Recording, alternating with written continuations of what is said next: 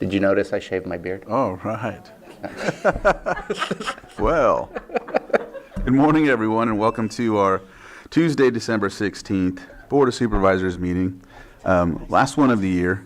And so we're coming together here, calling this meeting to order, and as customary, we'll start off with a moment of silence. Yeah, there were many horrific acts of violence across the country, across the world, over the weekend and the early part of the week, and there are a lot of people hurting, a lot of people mourning, and a lot of communities that are really suffering right now. So we could dedicate our moment of silence to that and send our love and comfort and care to all these communities and families. All right.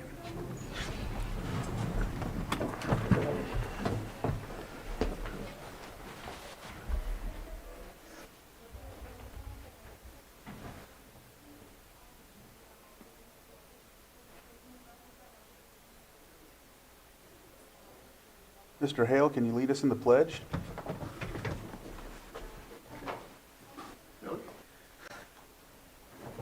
Pledge allegiance to the flag of the United States of America and to the republic for which it stands, one nation, under God, indivisible, with liberty and justice for all.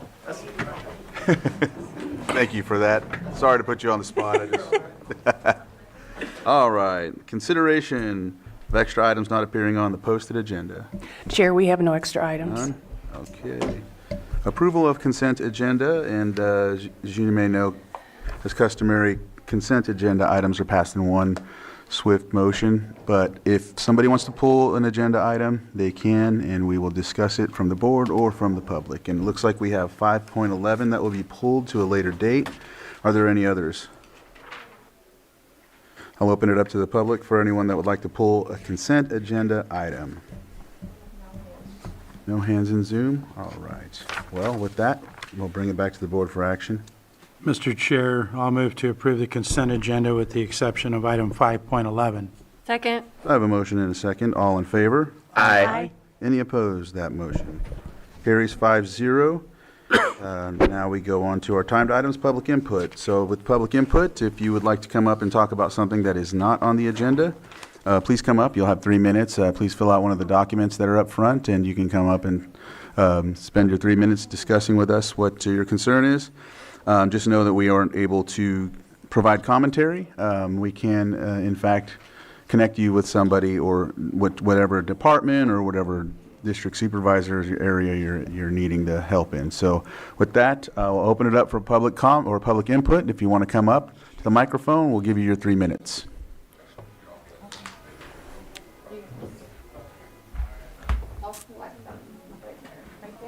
Yeah. All right.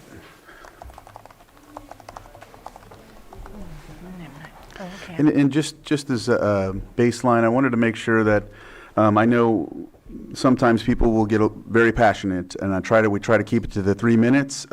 Usually I'll let you spill over a little if need be, but we want to really stick to that 3-minute timeline if possible.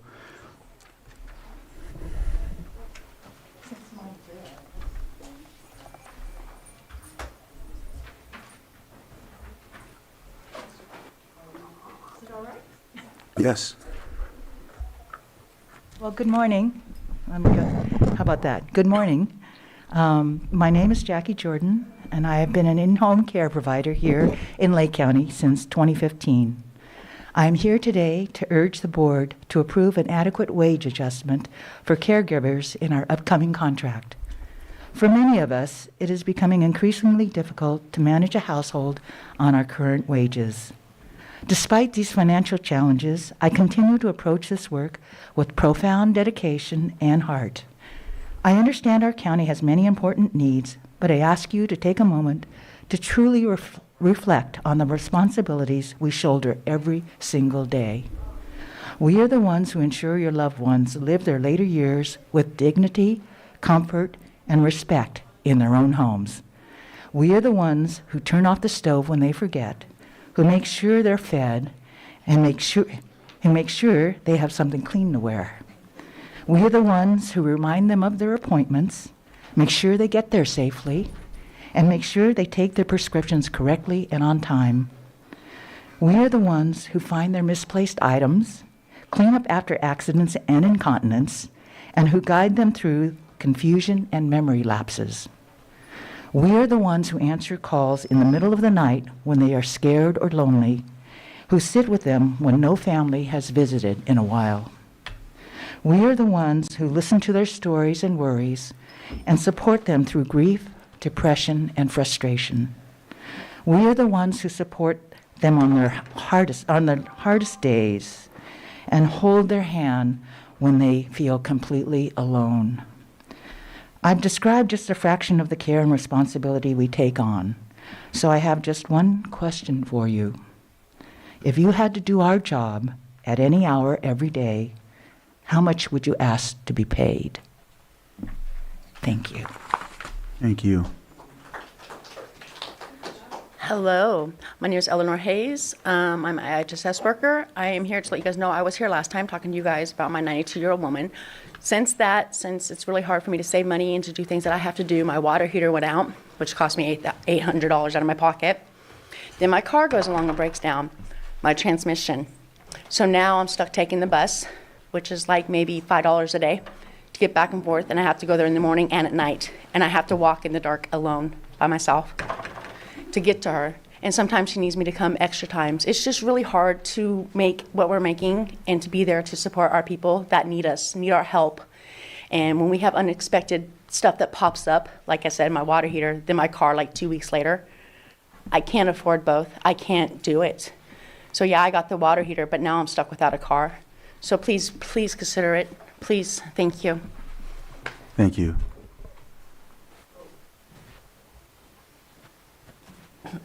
Good morning. My name is Siva Jamala. You've seen me many times in the last 36 years. Every time we have a contract negotiation, we have to come before you over and over and over to get a reasonable wage. Why? If you kind of can pay their workers $19 an hour, what is wrong with Lake County? We're in better shape than Mendo, or so the numbers say we are. You ought to be ashamed of yourself. Your last offer to us was very low, not even close to what it should be. We're getting paid 65 cents above minimum wage right now. Do you think that's fair for the kind of work that we do? Some of our people that we take care of have no family, no friends, no one that takes care of them. We are the only one. When we had COVID, guess what? We didn't stay home. We made sure our recipients were okay. And we don't get paid enough. We need a raise. And we need a fair raise. Because we're tired of having to come before you every time. It's like, what do you want us to do? Get down on our hands and knees and plead with you? Because I don't know what else to do with you. We ask, and you guys come back with unreasonable amounts of money. It's just an insult and a slap to our face that you even consider giving us such a low raise. 45 cents. I'm probably not supposed to say that, but I did anyhow. That's all you offered. 45 cents? Are you kidding me? We only get $17.15 now. That's 65 cents above minimum wage. You ought to be ashamed of yourself. You're the people that, 4 of you on that board, we helped you get elected. You wouldn't be sitting there without us. So why are you slapping us in the face and turning us away when we need a livable wage? The rent alone in Lake County has gone to $1,500 and up. You know, and we can't do that on ourselves. I'm 71 years old. I'm living on Social Security, and I have to work at IHSS 3 clients, 150 hours a month. Can you do that at 71? I shouldn't have to be doing it at 71, but you don't pay us benefits, so we don't get retirement. Our retirement is when we drop dead.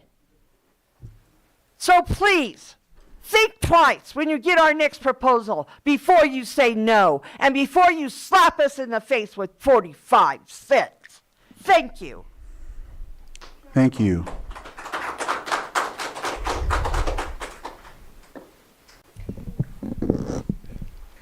Good morning, Board of Supervisors. My name is Casey Malone. I'm a political organizer with the SEIU 2015. I am speaking because I was raised by a single mom who's a caregiver, and she needed a livable wage to provide for someone like me, who now gets to stand before you to fight for them. Disability is the only protected class that everyone could experience in their lifetime, whether they're born into it, whether they experience accident or injury, or if they have the graceful privilege of aging into a need to be given care by mostly women like these.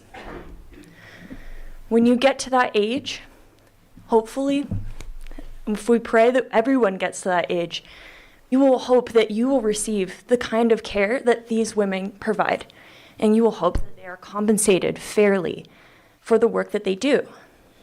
Because not only will it impact their lives, but it would impact your life as their recipient. There are roughly 2,000 of them in this county, and our IHSS is the largest employer here. By stimulating their support system, by giving them a livable wage, you stimulate the local economy. All of those small businesses that helped you get up there and elect you, that make up the roots of this economy. They need people like these caregivers to go spend at their businesses around the holidays. They can't do that right now because of the low wages that you guys are providing.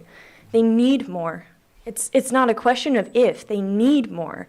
They have to pay for their own children, their own families, their own homes. And they need to do this with dignity so that they can support the lives of the people who live and work here, especially those who have retired and gave their lives to this community. They deserve more too. It saddens me that the bargaining table is not met with higher standards right now. They deserve to be met with more than what they're receiving. So please come back to us with more. I know you can do more. They do more than they're paid for every day. They need more. Thank you. Thank you.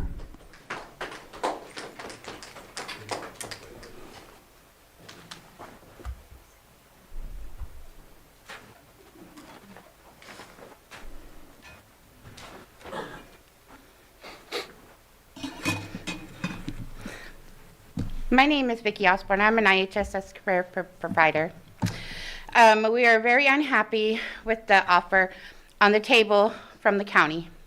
As you can tell, you made the decision not to prioritize us and pay us wages that cannot keep up with the cost of living.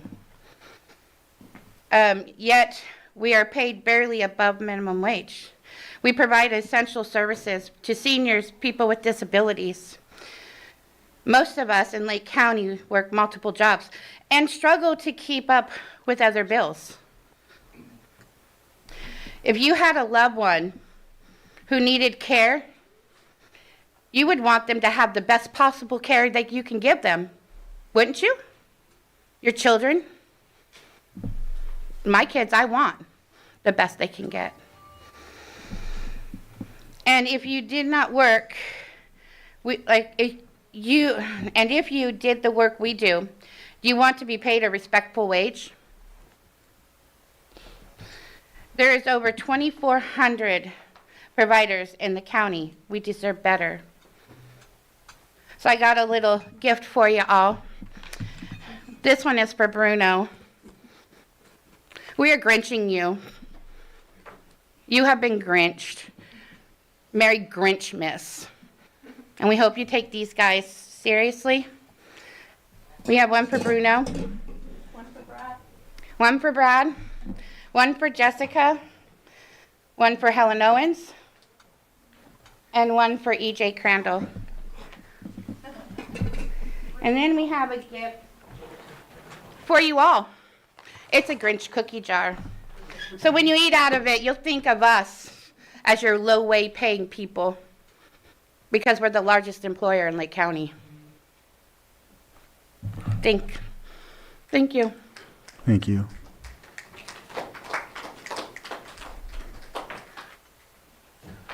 What do we want?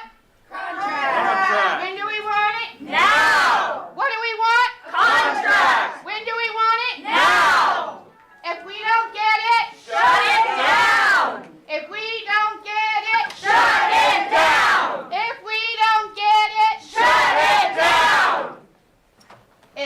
don't get it, shut it down! And we will be back if we don't get it. Trust and believe. I got it. I got it. No, it's not going to. Let's see you guys. All right, is there any public input on Zoom? Donna. You can unmute and Hello, Donna Makowitz, Clear Lake Oaks. Honorable Chair and members of the board, thank you for the opportunity to speak. After seeing last week's ag report and in light of the recent horse rescue incidents in High Valley and Clear Lake Oaks, I wanted to offer a suggestion for the county's consideration. Large animal emergencies, particularly involving horses, livestock, or other ag animals, present unique safety, logistical, and animal welfare challenges. These situations can be stressful, not only for the can we animals take a involved. short break? Yeah. Sorry, Donna.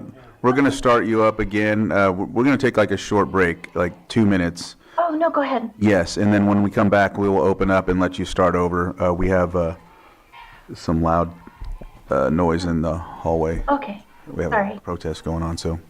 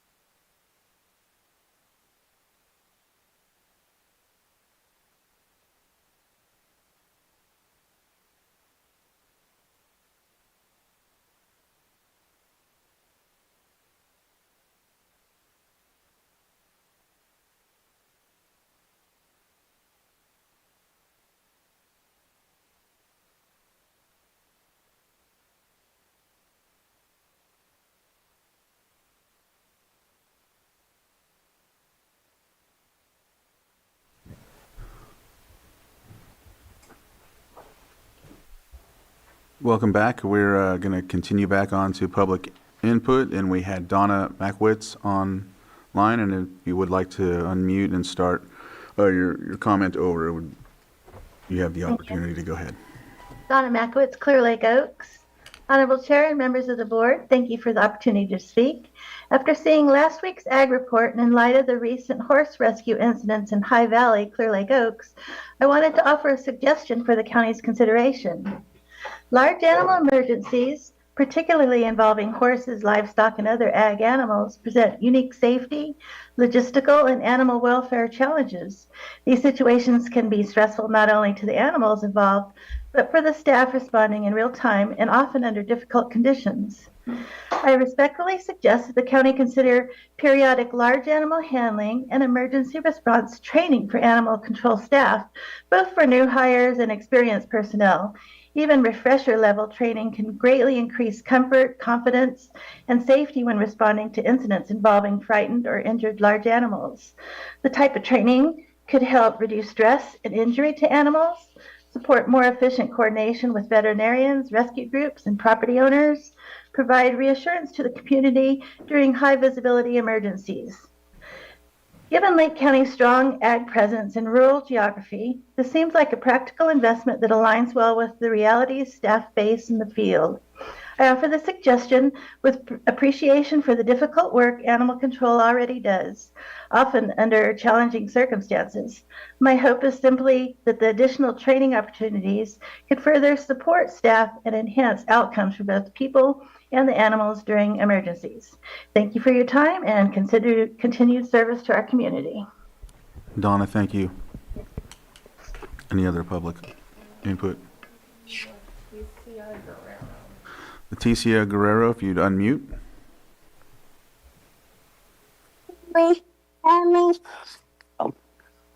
Can you hear me now? Yes. All right. Sorry, I got a toddler here, but hello, Chair. Good morning, Board. My name is Leticia Guerrero. I'm at the table with the Lake County providers, and I am concerned about the lack of communication on your council's part.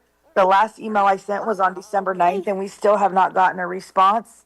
This is not just happening in your county. There's multiple counties where we're experiencing the same thing, but I just wanted to let you guys know that we have reached out to your council to get back to the table, and we have not gotten a response till today. But today I'm expressing profound frustration and disappointment regarding the county's approach to recent wage negotiations. The current staffing crisis across many county departments, including mental health services and IHSS, is a direct result of competitive wages. We're losing dedicated, passionate employees to neighboring counties that offer better pay and benefits. This high turnover rate negatively impacts the quality and consistency of essential services provided to our community's most vulnerable residents. It is incredibly frustrating to see negotiations stall or offers made that are disrespectful to our providers and the work that they do, not to mention that they do not adequately address the rising cost of living or match regional market rates. Your constituents and your employees are struggling to afford to live in their community that they serve in. This is unacceptable. We urge the board to prioritize employee retention by offering a fair and decent wage increase that aligns with market studies and the actual cost of living.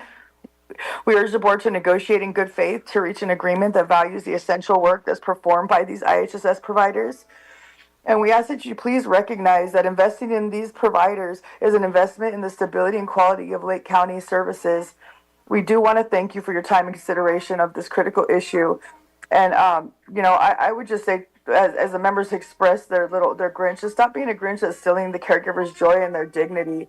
And that I believe that the only grotesque thing is the lack of care that you guys are taking seriousness to the situation at hand. Thank you.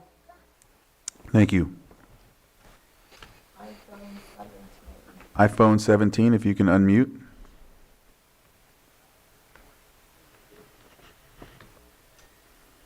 Guy Lewa, Pillsbury Family Farm. The record now reflects a troubling pattern of conduct within the Community Development Department that threatens the integrity of the cannabis ordinance process and the department as a whole. On Thursday, December 11th of 2025, Senior Planner Mary Claiborne stated publicly that she consulted former CDD Director Scott DeLeon for regulatory interpretation regarding existing dates. It's very clear when staff must turn to former administrators for guidance, it signals that the current leadership is not providing it. It's not a minor issue, it's a leadership issue.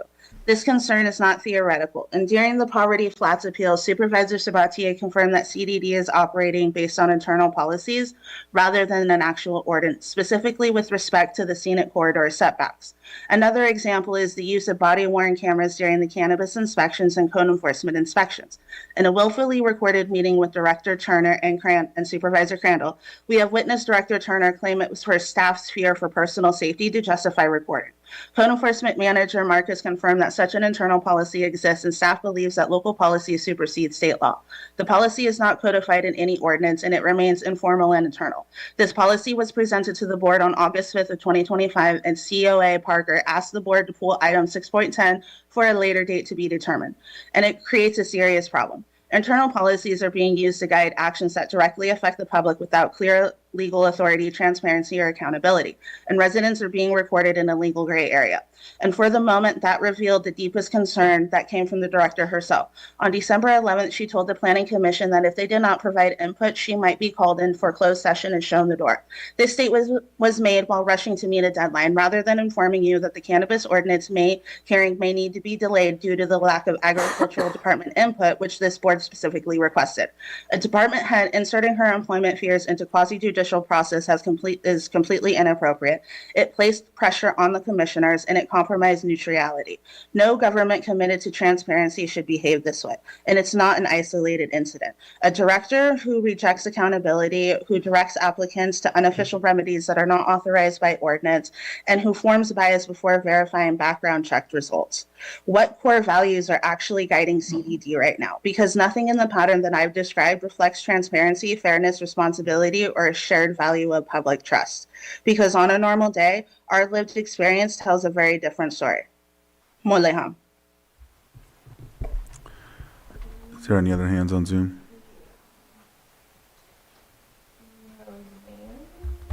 Roseanne?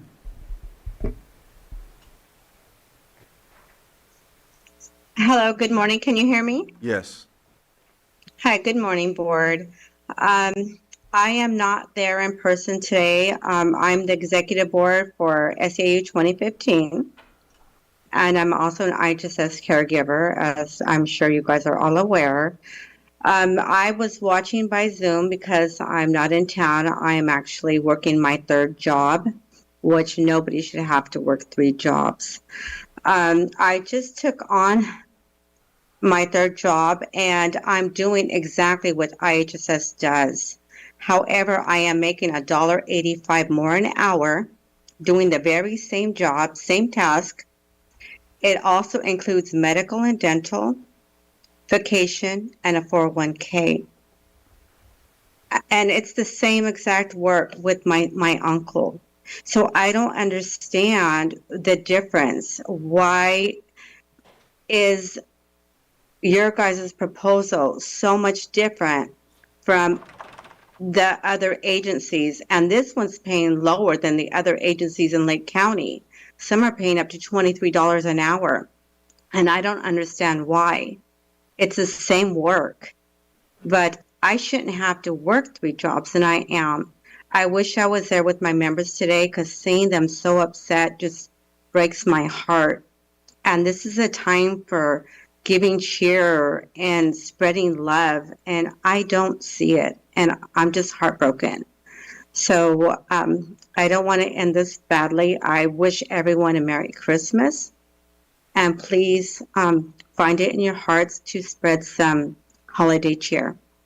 Thank you for your time.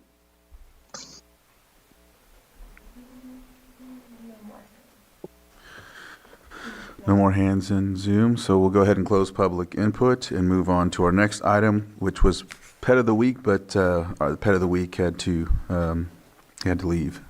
So we'll move on to 6.3. Consideration of update on the transfer of Lake County Housing Commission to Regional Housing Authority. And this is presented by the Social Services Department, and I think she might be on Zoom. All right. Oh, sorry. Good morning. I'm Teresa Schoen. I'm the program manager over CDSS Housing and HUD Housing for Social Services. And I'm here today representing Rachel Dillman Parsons, who cannot be here. So as you are aware, we have been working on a consolidation with the regional PHA, and that was hopefully going to go through in July. We moved to December, and then HUD shut down October 1st, and that shutdown has greatly impacted quite a bit that's going on with that move to regional. So right now, all of the different counties who are part of the region, which includes Yolo, Sutter, Colusa, and there's one more, I can't think of it off the top of my head, they all have to agree, and right now there are some lingering questions that they have, and so that is holding this up as well. So we are looking at a July 1 implementation date next year. Any questions? Oh, go ahead, Supervisor Owen. Oh, I'm sorry. Supervisor Sabatier. Yeah, just a quick question. This changes nothing for services through July 1st because nothing was being set up and prepared for that transition to happen in January to the point that we're going to lose on any of the services or No. those receiving services? That will continue, and then it'll be a warm transition over. There will be no, services will not stop during that transition. Thank you. Oh, Rachel's here. Rachel? I am. I didn't have anything to add. Teresa covered it great. Thank you. Thank you very much for your time. Thank you. I'll open it up for public comment. With no hands in Zoom, we'll bring it back to the board and move to our next item on the agenda. Thank you for that.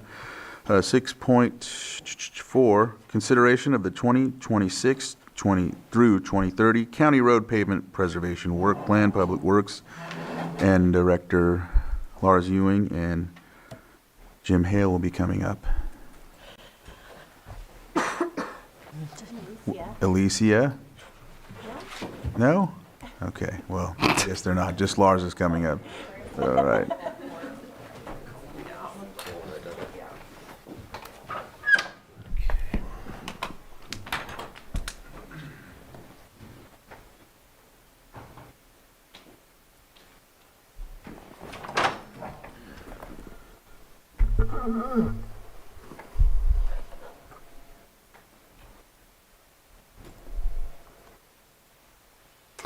All right. Well, good morning, board. While this is getting loaded up, I'll do some introductions. It would be the PowerPoint. Yeah, that one's good. That's good. So a few introductions. Lars Ewing, Interim Public Works Director, joined by 3 members of the Public Works Department staff here for support as needed. They each represent specific, I'll say, divisions or focus areas in the department. Jim Hale, I'll say on the operations side, Jim Hale, Road Superintendent. We also have Alicia Ayala on the Deputy Director for Finance and Admin. She's on the financial side, and Ingrid Tassell on the engineering side. She is an assistant engineer with Public Works. So I appreciate their assistance and really their drive and their the time preparing this agenda item. So I was, when your board appointed me as interim director in June, I would say pavement preservation and the road network is priority 1. I would suggest that's simply an interpretation, not from a consensus or any formal statement from your board, but just a general awareness of the Public Works Department and the road network. Along with that, I've been made aware in my time with Public Works of a couple of presentations over the last 2 or 3 years that have been provided that may have come across as pavement management plans and may have come across as an actual plan that was going to be implemented and may have been either misrepresented or misinterpreted. So what we did is went kind of back to the drawing board and figured out, okay, what are we actually going to do? What can we do over the next 5 years? So I worked with primarily with Jim Hale and he worked with his 3 road foremen, who between the 4 of them, it's probably over 100 years of road work experience. And so that's where the bulk of the driver behind this comes from. from. So I think what we'll do I have the slide here if I just drive through?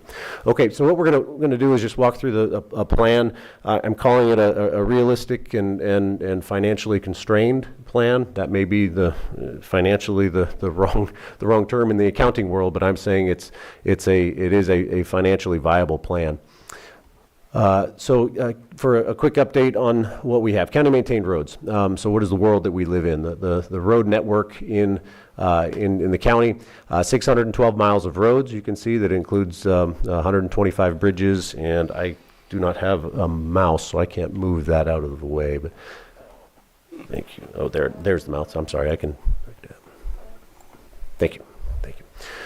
So in addition, of those 612 miles, 464 miles are paved and 148 are unpaved. The focus of this presentation is the 464 miles of paved roads.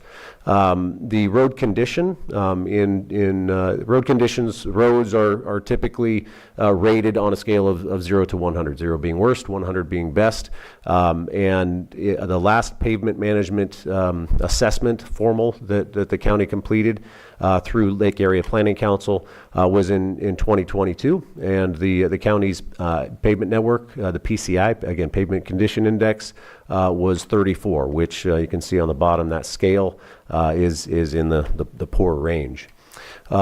So how we do it, this summarizes how we address, how we tackle the road network. Road department is a crew of 28. We break the county down into three road yards, Lower Lake, Upper Lake, and Kelseyville. We also have Central Garage is a key player. That is our heavy equipment, the maintenance of that, along with paint and sign. Not included here is bridge, but that's a key component as well. Equipment, we listed the equipment there. That's above and beyond that. We have does not list every single light duty truck and trailer, but that lists the equipment how we attack pavement management. Again, how we do it. Work is planned and non-planned. Service requests, we receive requests for service from members of the public, from your board, from a variety of sources. We also respond to emergency responses, whether it's storm damage, there might be an accident that causes damage on a roadway, so emergency response is another method. Routine maintenance, so we are going out clearing culverts as much as we can, and drainage areas, pothole patching that isn't on a service request basis, Durapatching, signs, striping. So this is the bulk of where the work really hits, where those 28 crew members day in, day out are handling the routine maintenance. The last bullet point, capital improvement projects, and I'll jump back to the pavement preservation because that's really the driver here. Capital improvement projects are your large projects that are not typically done in-house, I would say, so typically contracted out. Pavement preservation, though, the second to last bullet, is the focus of this presentation, and the presentation focuses on work that we anticipate the county road crew completing. There's other work that we plan to do that is not a part of this plan. The focus was to, as the interim director, let's see what we can do with our staff, because that's where we get the most bang for our buck. So that was a good segue, bang for our buck. Let's talk about funding. And by the way, as we go through here, you're going to see photos. I should have commented on the very first slide. These are photos, after project photos from the 2025 chip seal project. So, we want to celebrate their work and show what we get with their efforts in the field. So, funding sources, and I'm going to start by saying these are funding sources for annual regular work. So that routine maintenance, all the stuff on the couple of slides before, service requests, emergency response, routine maintenance, pavement preservation projects, all of those, that's the focus area that I'll be talking about. Capital improvement projects, for the most part, are unique funding sources. So I'll jump back where I was, and I apologize for the line through, but the very last point on here is grants and other miscellaneous programs. Those are, those ebb and flow, and that's not the focus of this. So really wanted to highlight where the money comes from for us to handle on a day-to-day basis our road network. First and foremost, HUDA, Highway User Tax Account. Essentially, that's gas tax coming in, goes to the state, by the way, first, and is distributed back to counties and cities on a formula allocation basis. Doesn't matter how much money is spent or not spent within Lake County. It's entirely reliant on how much is spent statewide. And the formulaic approach that's based on a number of factors, road miles, I believe, with population, it might even factor in vehicles in the county, registration. So moving on to the next item there, what we call SB1, Road Repair and Accountability Act, passed in 2017. This was new to me. Your board may be aware that over a decade ago I was with the Public Works Department, and this was not a source of funding at that point in time, and it is very significant. It is based on fuel taxes, but also vehicle registration fees, and you'll note that there are no numbers associated with this. The following slides will talk about that. But SB1 is specific to pavement preservation. It's also tied to specific projects that county staff and your board approve, but we certainly have a lot of discretion with that, and your board does. But it does have to be tied to specific projects. But it is, I would say, it's very flexible with respect to that. The next item, RSTP, Regional Surface Transportation Program. Again, federal gas tax dollars that come in, and then property taxes, local property taxes. So the next slide talks about how much on an annual basis we tend to receive. In green, I'll start with HUDA, Highway User Tax Account. Is about 43% of the annual amount that we receive, and these are round figures, recognizing that. So $3.5 million for HUDA, SB1, $2.7 million. This varies year in, year out, but on average, 2.7, maybe $3 million coming in. Property taxes, $1.1 million. And the RSTP, the Surface Transportation Program, a little under $1 million. So annually, about $8 million. Now, where do we spend that money? We broke this down into three categories. One is routine operations and administration. So 70% of the budget goes to handle the day in, day out work that staff does. And so right off the top, we're talking about wages, we're talking about services and supplies, we're talking about equipment, and it's Durapatching, it's signs, it's repairs. So day in, day out, going out and addressing the work on the roads. In orange, pavement preservation projects, and by the way, when we talk about how it's spent, but also generally where the funding is coming from, routine operations and administration, essentially HUDA, RSTP exchange, and property taxes. Just with routine operations and administration, those funding sources are depleted. And so the purpose of this slide is to demonstrate how reliant we truly are on SB1 for pavement preservation and also capital improvement projects. It is important to note that if we have a bridge project that maybe it requires a local match, or some other capital project, some other program that requires a local match, SB1 can be used. Or if we approach a project in and of itself with SB1 funds, we're reliant on that. So so SB1 is very, very critical. So pavement preservation projects. Again, this picture worth highlighting. What you're looking at there is your road crew in action. The left side shows a very thin leveling course of asphalt. The right side shows the gravel or chips having been placed, and the oil spreader is spreading oil. and behind them is what we call the chip cart, and it's placing the chips on that leveling course. And so it's this is relatively new equipment. The chip cart was bought, I think, a couple of years ago. The oil, by the way, the oil truck and the application of that is contracted out, and that's a very common operation. But the chip cart is worth highlighting because that we're going to celebrate that because of what that has allowed us to get done, along with the hard work of the crew and the technology that comes with it. So we're going to start. I know this is a look ahead, but I think it's important to look back first. So between 2020 and 2024, this is the pavement preservation work that was completed. On average, about 17 miles per year. When they completed the work, we were not factoring in the years that they did not. So 2020 and 24, you can see that there was work was not done. Now there was some preparatory work being done in those off years, but you can see 17 miles on average when they're doing chip seal work. Shown on the screen, it's you see the dark gray lines. That's where they completed the work, so you can see that it is spread out around the county. Now we'll move ahead to this past year, and the highlight there is 38.5 miles of roads chip sealed. So over double what they've done in years past. The work that's completed, it's important to note that it's more than just the chip seal. It's more than just that picture that we showed. It includes preparation. So we're talking about drainage improvements along the roads that are going to be improved.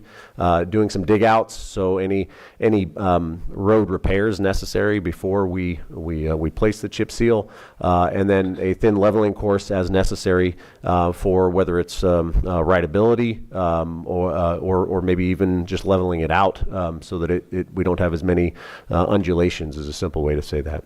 Then the surfacing, that's a single chip seal. For a road that already has pavement, a single chip seal is what we're placing down with a fog seal. Essentially, that's a very light coat of sprayed asphalt emulsion that shows that, really helps to bind things together, and then finishing with striping. So total project miles, again, 38.5 miles. The cost, we're at about a 1.6 million. The cost for that, by the way, is those are material costs. That does not include staff costs, because we're paying for them regardless, is the way that's already embedded in other budget units. So this is materials and contract costs. When we factor in what did it cost us this year? What was our rate per mile? And we're looking at about almost $42,000 per mile to do a chip seal project. Now, some roads require more leveling and more work than others, and so this averages it out for all the ones that require a lot of work. There are some that are pretty straightforward. So on average, you can look at about $42,000 a mile. For some pictures of before and after for this year, this first slide shows three slides or three pictures per road. So Soto Bay Road in the first, going from left to right. You can see Soto Bay Road there, and again, these are all taken from the same vantage point. So Soto Bay Road before on the left, in the middle is when the chips have been placed, and on the right is the after photo. Similar with Point Lakeview Road. And the photos that we're showing, we're not just showing the best. We're trying to show some roads that may not have been in great condition, and even some that, when we're done, they're not going up to a 100% perfect solution. But we're doing our best to preserve the system that we have. So Lake Street, you can see there. Now I'm removing the center intermediate slide, but Bonham Road, you can see in shadows may not do it justice, but it's in a poor state, or was, and with the chip seal, we're taking care of the cracks, and we did some prep work to handle, say, that pothole that might have been right in the front. We're not just placing chips right over that. There's a lot of prep work that's done. Live Oak Drive, similar, along with Big Bear Road. And again, you can see on the right on Big Bear Road, this is one where we don't place striping. And it may not be up to a 100 PCI even after, but the cracks are addressed, and the prep work before helps that road to last quite a bit longer. So now we get to the plan for the next 5 years.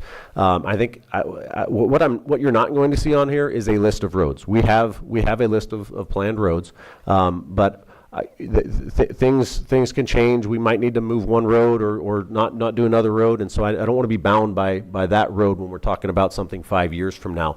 The way that we approached this is by region. The road crew, as we mentioned, they are broken down into 3 different areas around the county, but they are one road crew. And so when it comes to a pavement preservation project, the chip seal project, they're joining forces, they're getting together, and it's all one crew. And so we get a whole lot more efficient work when we are doing work in one general area in one given year.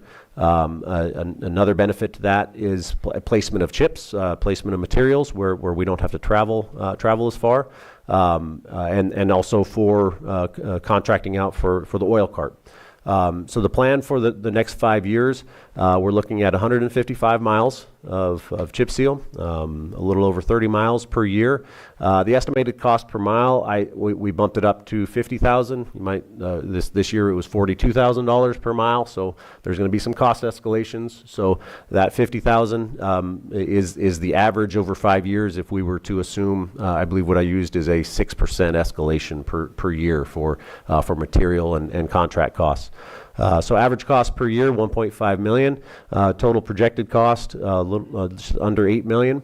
And I realize that there's a lot on this slide, and there's going to be some interest of, okay, when is my road going to be done, and when is this area going to be done? And I certainly recognize the importance of that, but looking at it from a network perspective, from a system perspective, to maximize our road network, this is a plan that the road superintendent and his staff feel is best suited for the infrastructure that they maintain. Can I ask a question on that map? Sure. What does purple represent for year? I'm not seeing it. Let's see. That's a good point. Ingrid, do you recall what? 2031. Okay, yeah, that should not have been on there. Thank you. Yep.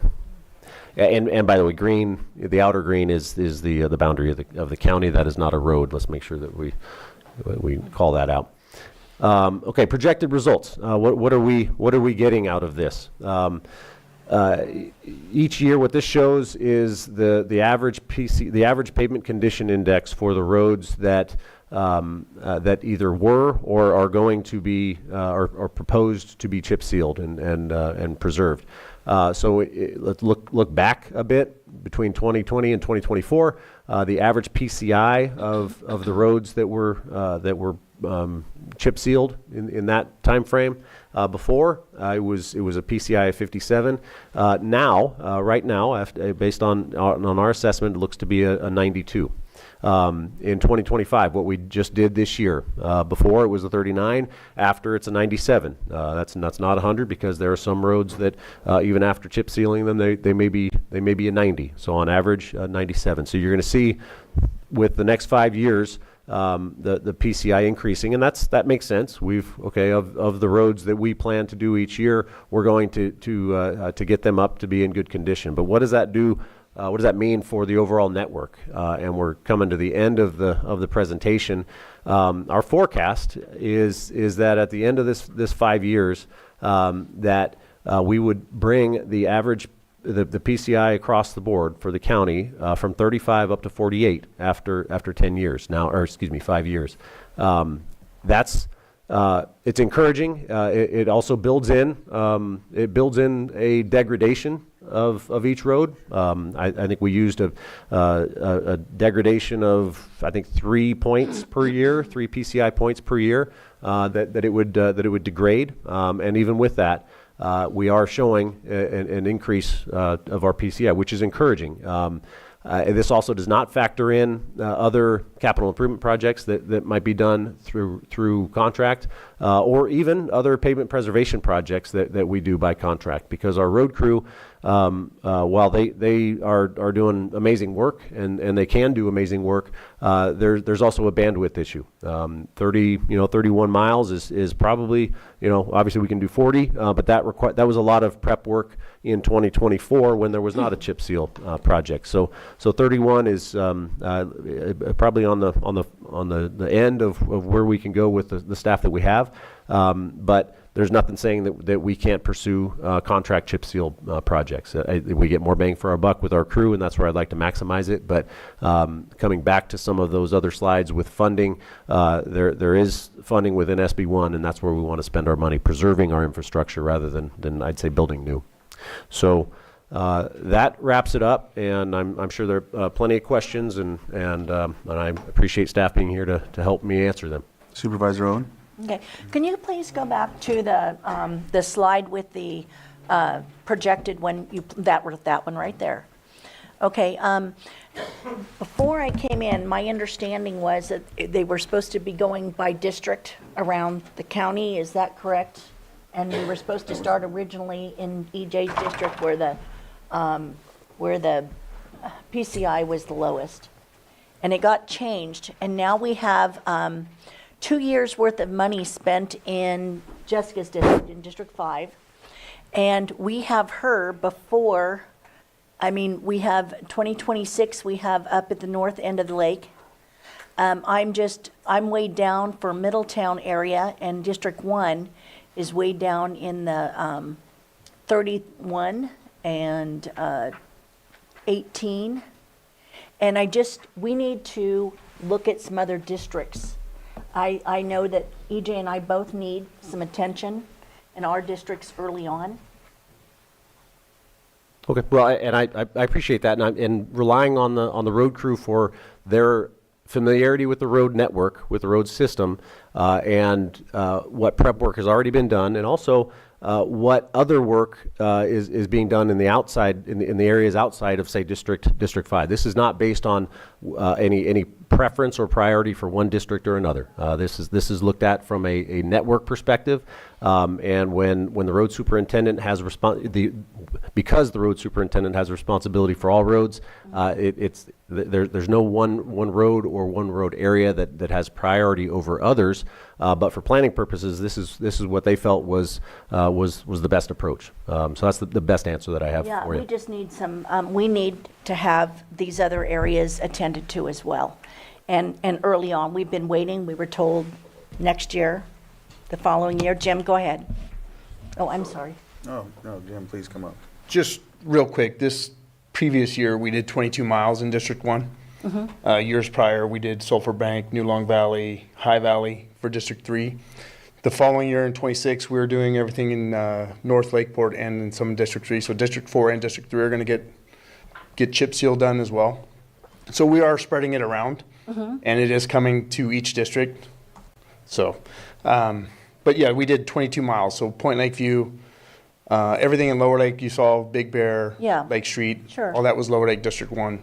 We just have some other areas, and I see that we're popping back to District 5 in 2027 when we haven't been to the others. So that was just the rotation. The rotation this year was District 1. We fell back to District 5 to make it a joint project because of 2024. If you saw on the previous slide, we did no chip seal. We were in preparation for this chip seal and the preparation work for Cobb.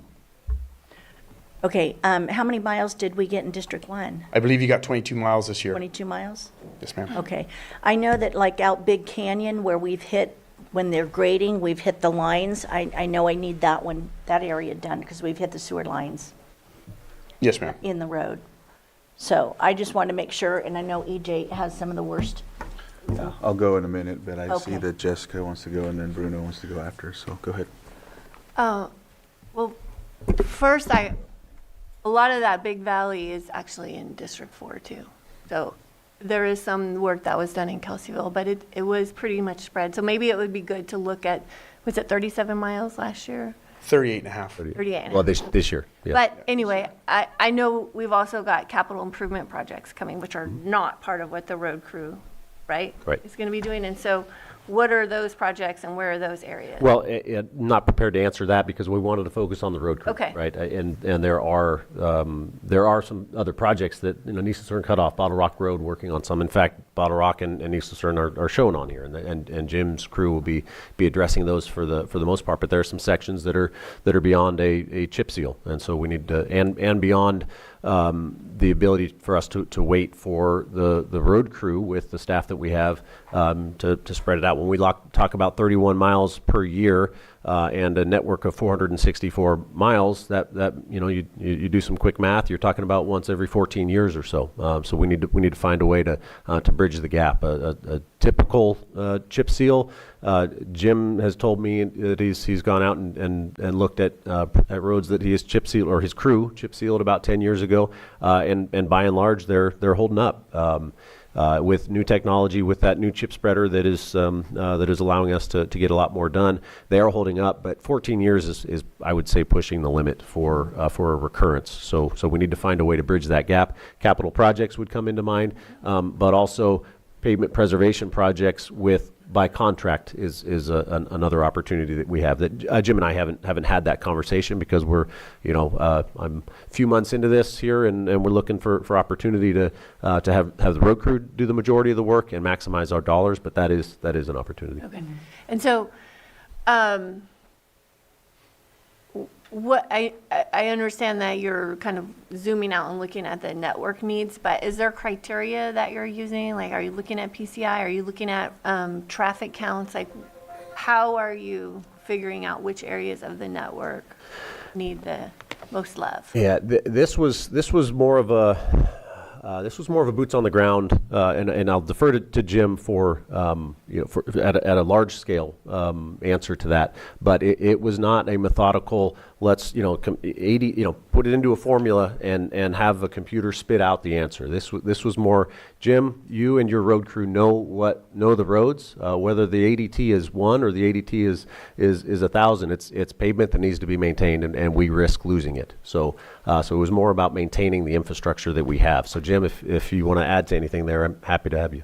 No, you're spot on with that answer. It's more problem areas, and I know every district has their problem areas. So we rely on the area supervisors, our area foremen, to where are they having the most issues? Where are they having to go fill potholes every year? You know, where can we make a difference and focus on those roads to do a chip seal that will give us 7 to 10 years of lifespan without having to pothole every day or throughout the whole winter. So we look at those, and then a lot of these, with the 3 area supervisors and myself, it's a lot of roads that we have never seen anything done on, and we wanted to accomplish something on these roads while we're here and get something started like this kind of a program. So I think it makes a lot of sense to focus on the roads that get a lot of use, like Soda Bay Road. That it makes a big difference. But in the reports in the past, the Rivieras were in there, and now I don't see them even in the next 6 years. So they're coming to a slide soon. They will be coming into the program. Okay. So Supervisor Sabatier. Thank you for the presentation. I think that it's definitely missing the capital improvement conversation as far as getting the big picture, but I think this is a really good start. Appreciate the work that you and your crew did, Mr. Hale. Amazing. I've been driving around Lower Lake quite often, every single day, in fact. It's great. Fortunately, it took a little bit of time. The weather wasn't really partnering with you very well, so you had to postpone, but the fact is the results are exactly what we're looking for. When is the next PCI study being done? I think it's every 3 years. When is the next one? Typically, it is every 3 years. It's going to be in 2026. Lake APC is preparing Lake Area Planning Council, which is as your board is aware, but just for the public, it's the Regional Transportation Planning Agency on behalf of the county. They are putting together a request for proposals for that in collaboration with the 3 jurisdictions locally. So that will be going out here shortly. So I would expect that the work will be done in 2026, nearing the end of 2026. If I could also just come back to the capital project piece. If I were to present a capital project presentation for pavement preservation, which is what we're focused on here, based on the work plan that we have for capital projects, it would be very slim, to be perfectly honest. The pavement or the capital projects that Public Works is working on is primarily bridges, which does not factor into pavement preservation. It also includes some quite a few storm damage repairs, which again, there are improvements to the road in that tenth of a mile area where there's a slide that we're repairing, but it does not factor in to the or to the pavement condition index. So where the next step is okay, what funding do we have? What surplus funding do we have from SB1? If the road crew is spending $1.5 million per year, and if we bring in on average 2.7 million of SB1 funds, then in theory there's $1.2 million per year that we have to budget and spend appropriately. Now, if that means matches for bridge projects or storm damage projects, that's one area that it can go to. Another one is planning, which we currently don't have on a capital project side, and that is pavement preservation projects for capital. So you're right. It's not there, but I also wanted to emphasize that the majority of the capital projects that we have are non-pavement preservation. And I appreciate that, and I think that we got to do what we can with what we have, but we need to also figure out how to get to where we want to be. Because while I appreciate that things like Lake Street was double chip sealed, I think arterials and collectors should be fully rehabbed to make them last as long as possible, because the amount of traffic that they get, a double chip seal will go much faster on a Lake Street than it would on like Bonham, or like to me a residential street makes perfect sense to double chip seal, but collectors and arterials, especially if there are evacuation routes, I would like to see how we can get them up to par, but you don't have the money. And so it's not an issue of you didn't do what we would like you to do, you just don't have the ability to do it because we don't have the money. And so one of the things that it's easy for me to say, because there's absolutely nothing in District 2, and I don't expect and will not ask because that would be stupid. There is a cost to road work that we need to put away our differences as district supervisors and really just look at it from a county perspective. If all the work is being done in one district, yes, we need to have that conversation and say that should not be happening. But there is a certain level of PCI where if it drops below, it gets that much more costly to repair and preserve than if we just say, no, we need to spread the love everywhere, where at that point we may not be using our dollars to the greatest extent that we want. And so I think getting the latest and greatest on the PCI study is going to help us know where to start with that, and then better understanding on where exactly we need to focus. I think it's a great start, but I hear it and I feel it also that sometimes there may be some focus, but we have to really focus on, we only have this much money. What are we going to do to make sure our roads look the best and feel the best? And in the long run, I think it's also an economic development where less people are choosing to pay for the repairs on their cars and choosing to pay for things at our stores. And so, and that brings in more retail, that brings in more people that want to be here if there's more disposable income for those types of things. Not to say that I don't want people to shop at our mechanic shops or our tire shops. But we need to talk about where we're going to find more money. And we need to bring back that conversation. We had directed, not you, but our prior director, to start looking at a sales tax initiative. It's not going to happen for next upcoming year. It's way too late in the game to get something on the ballot, but we still need to have that conversation, because that money's only going to get smaller and smaller. The HUDA's going smaller, SB1 may get smaller, and we're missing out on dedicated funds for self-help counties that if we do pass a specific tax for roads, we're missing out on at least $500,000 a year, and over the course of many years, that's millions of dollars that we're missing out on that we can put back into our roads. So I would love to see that conversation come back to the board. That is not on you for why it has not come back, but I just want to bring it up because I think we can't talk about roads without talking about the lack of funding to get to where we want to be without bringing up what are the options and what are the opportunities. We had asked for something, it hasn't come back, and I'd like to put it back on the table. When I came on board, maybe to put a positive spin on this, SB1, I mean, I was shocked at how I had no awareness of it, having been out of the road world for a while.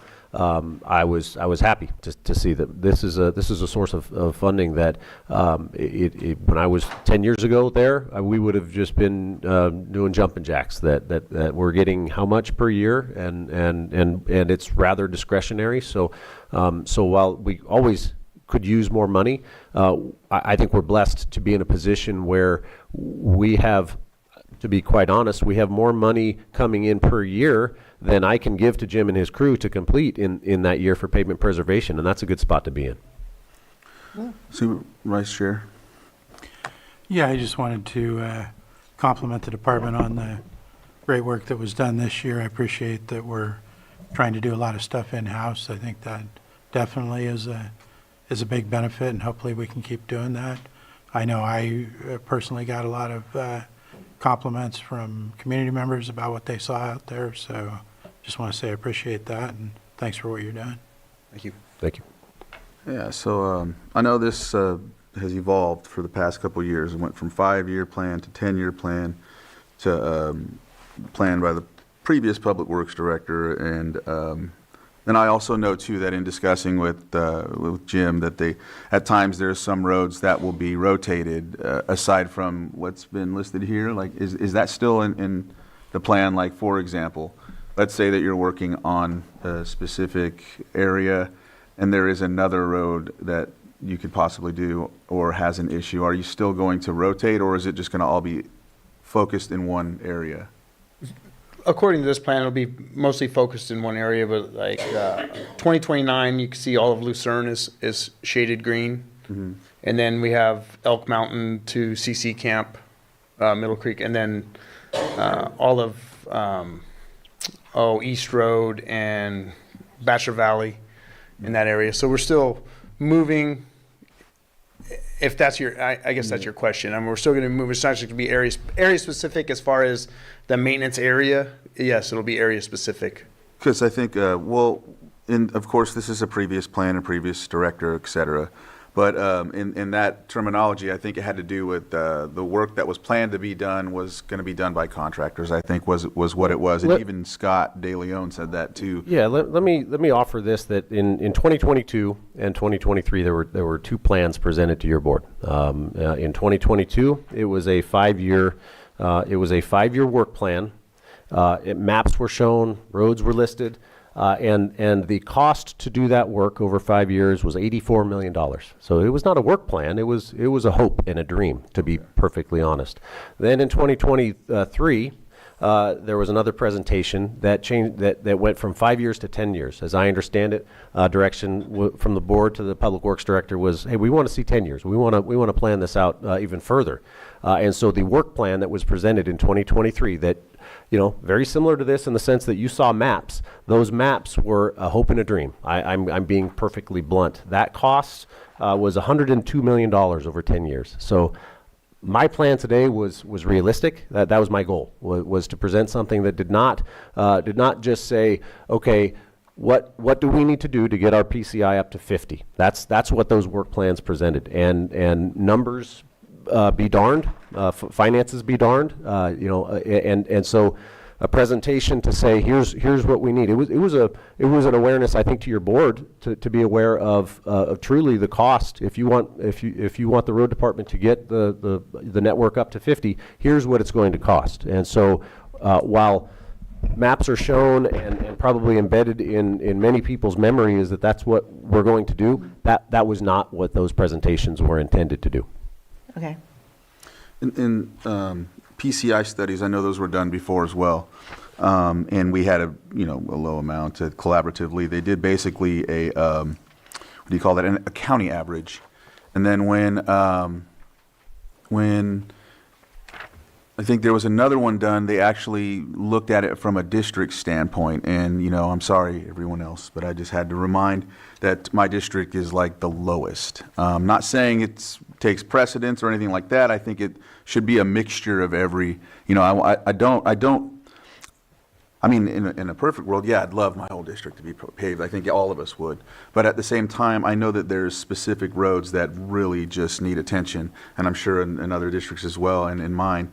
So I wouldn't like have too much of an issue if we were going in a circular, like not circular, but if we were not just doing one area or whatever, because there's some that I think just need attention. I think like it's like triage.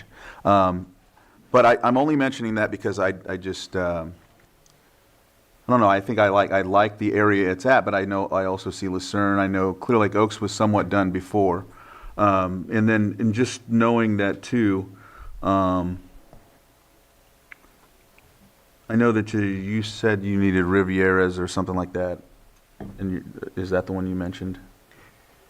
Well, I just brought it up because it's not on the map any longer, and it sounds like there's a plan for it. But the Soda Bay corridor is the highest used road, and so it makes sense that was the focus rather than the neighborhood streets.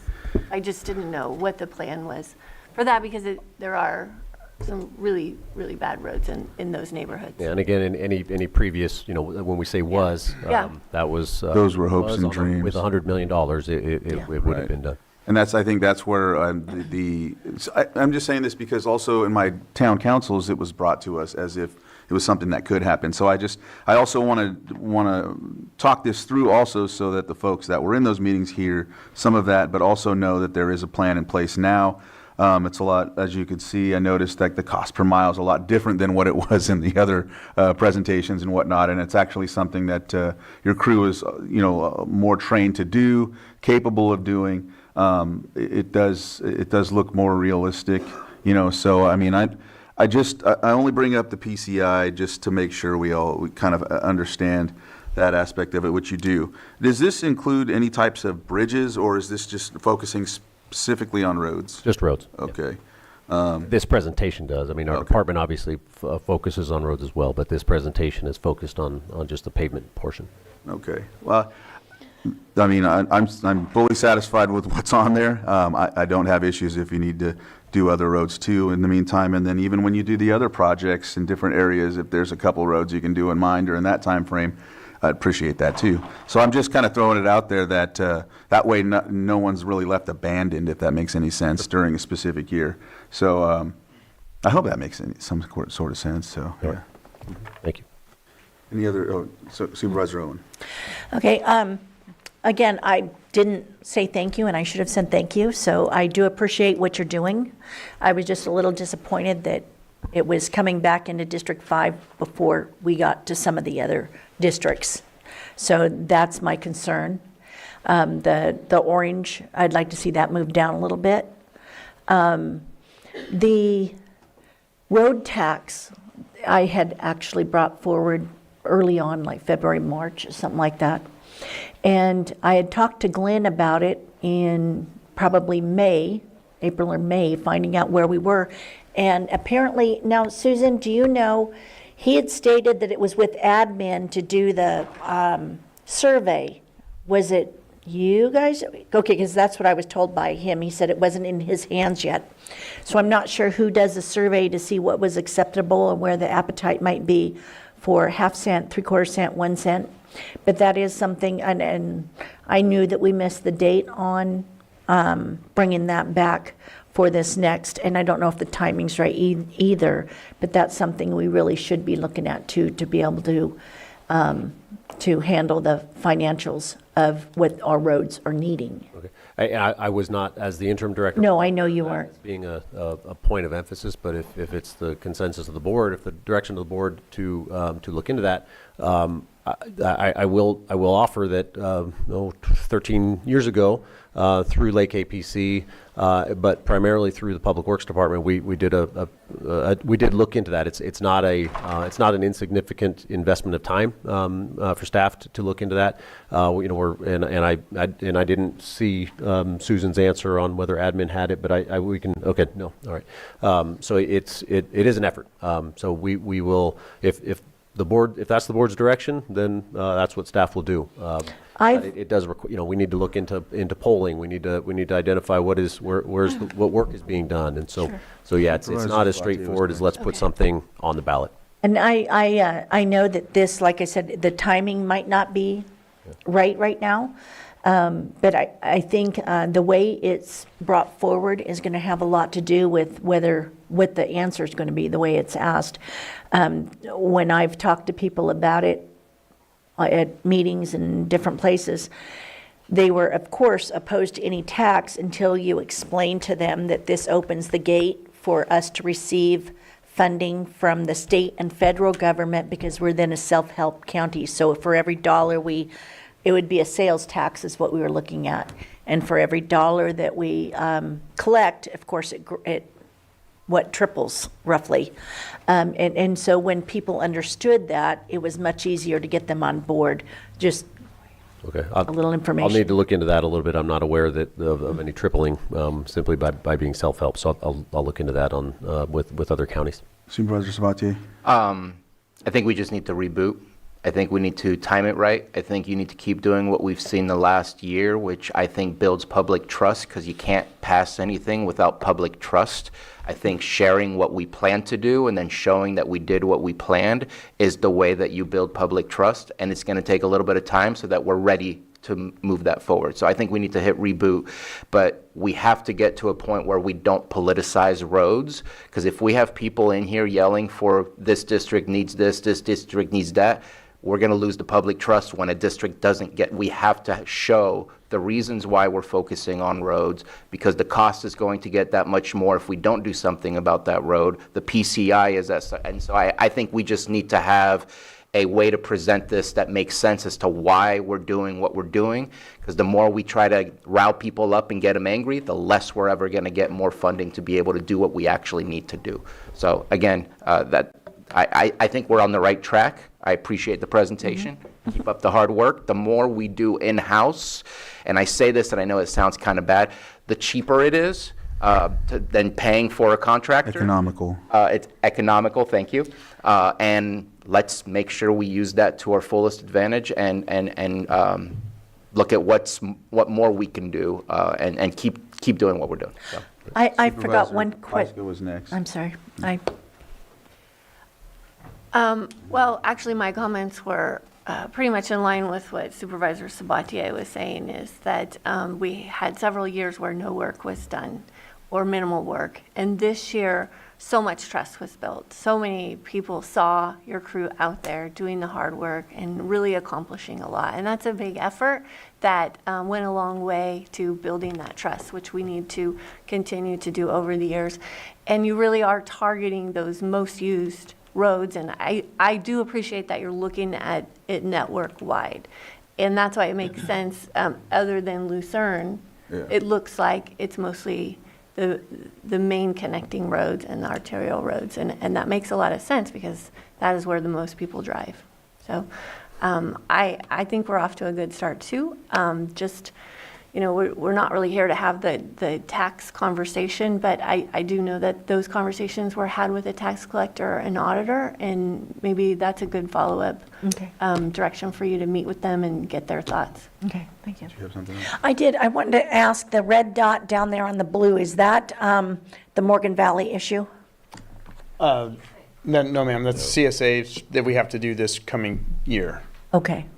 Yeah, that's worth talking about. The countywide service areas, there were quite a few that were established in 2006, 2007, and they had a 20-year duration, and the county basically as the contractor of the work has a requirement to complete chip seals. Off of Spruce Grove Road. That's All right. So yeah, that's one of your few miles. Right. And so just, again, I appreciate it, and I know that, you know, Jim, you've rode around with me, and I showed you the roads, and I know you understood, and the department understands. I talk to the road crew out of Upper Lake all the time when I can, and appreciate the work they do. I know they work in other stations, and you all have your road crews out there as well in their stations, and they do really good work for what they, you know, not only get paid to do, but what they have to deal with, you know, so I appreciate that as well, and I'm going to go ahead and open it up for public comments. Thank you. Thank you. Anybody want to come up and comment on this presentation? And state your name for the record, and we'll give you Wes 3 minutes. Baker, and I'll be real fast. I just want to thank them, the county, for your road crew that, I live on Winchester, and for the last 3 years, every car going to the high school in and out was on that little tiny, and that was just an oil and chip road at one time.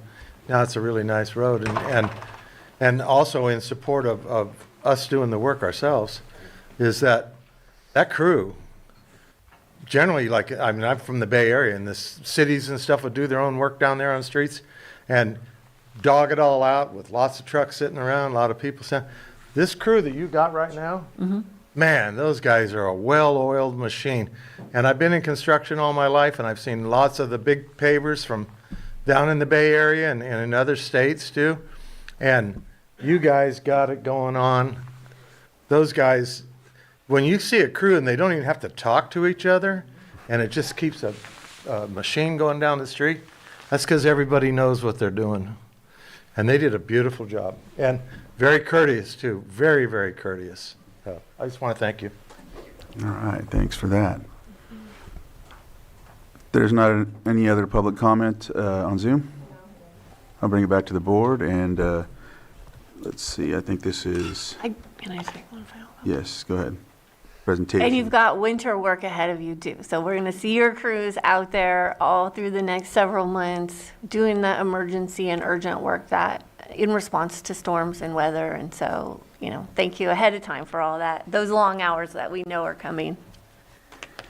All right. With that, I think, Lloyd, did you just click? It's me. Susan? Oh, go ahead. wait. Oh, It's please. waiting. No, please, go ahead. Well, since Director Ewing is in the hot seat right now, his item 7.4, you might want to take up before the 10:30 item. Okay, well, let's do that. Thank you, We'll go ahead and close that portion of the agenda. Thank you again for that information and report. I know it's very helpful to know what we're planning for the next year and years to come, of course. And I want to make sure that we keep the same trajectory since we've reported it. I know before there's been other, like the hopes and dreams that you're talking about. But, a lot of our folks, a lot of us kind of were attached to it. But I think now we know that this is coming forward, and I hope we can stay on task for that. Can I follow up on that? Yes. One little comment. And following on that is we had asked for many years if we could start the year with understanding what's going out to bid for that year and what the planned projects were sometime around our governance workshop, so that we were all really clear, we are all very clear, and we can communicate to our constituents what the plan is for this construction season. It would really be helpful. Okay. All right, well, with that, we'll close that portion of the agenda and move on to 7.4. Consideration of contract change order number 3 to the contract with Argonaut Constructors Incorporated for the 2024 pavement rehabilitation project for an increase $311,850, and authorize the chair to sign. Lars Ewing, go ahead. All right, Lars Ewing, Interim Public Works Director. In April of 2025, your board executed a contract with Argonaut Constructors to do work in the Cobb area, about 16 miles of roads. It was the planned project was a combination of both reconstruction with paving and at that point in time reconstruction with chip seal, a double chip seal. In September, your board approved a contract change order to modify the scope of the roads that were planned to have chip seal only. The concern there was the nature of these roads. It would just a chip seal on top of not asphalt, but on top of a pulverized road would lead to a lot of problems. And so your board approved a change order at that point in time to add in or to change from chip seal to a 2-inch asphalt overlay.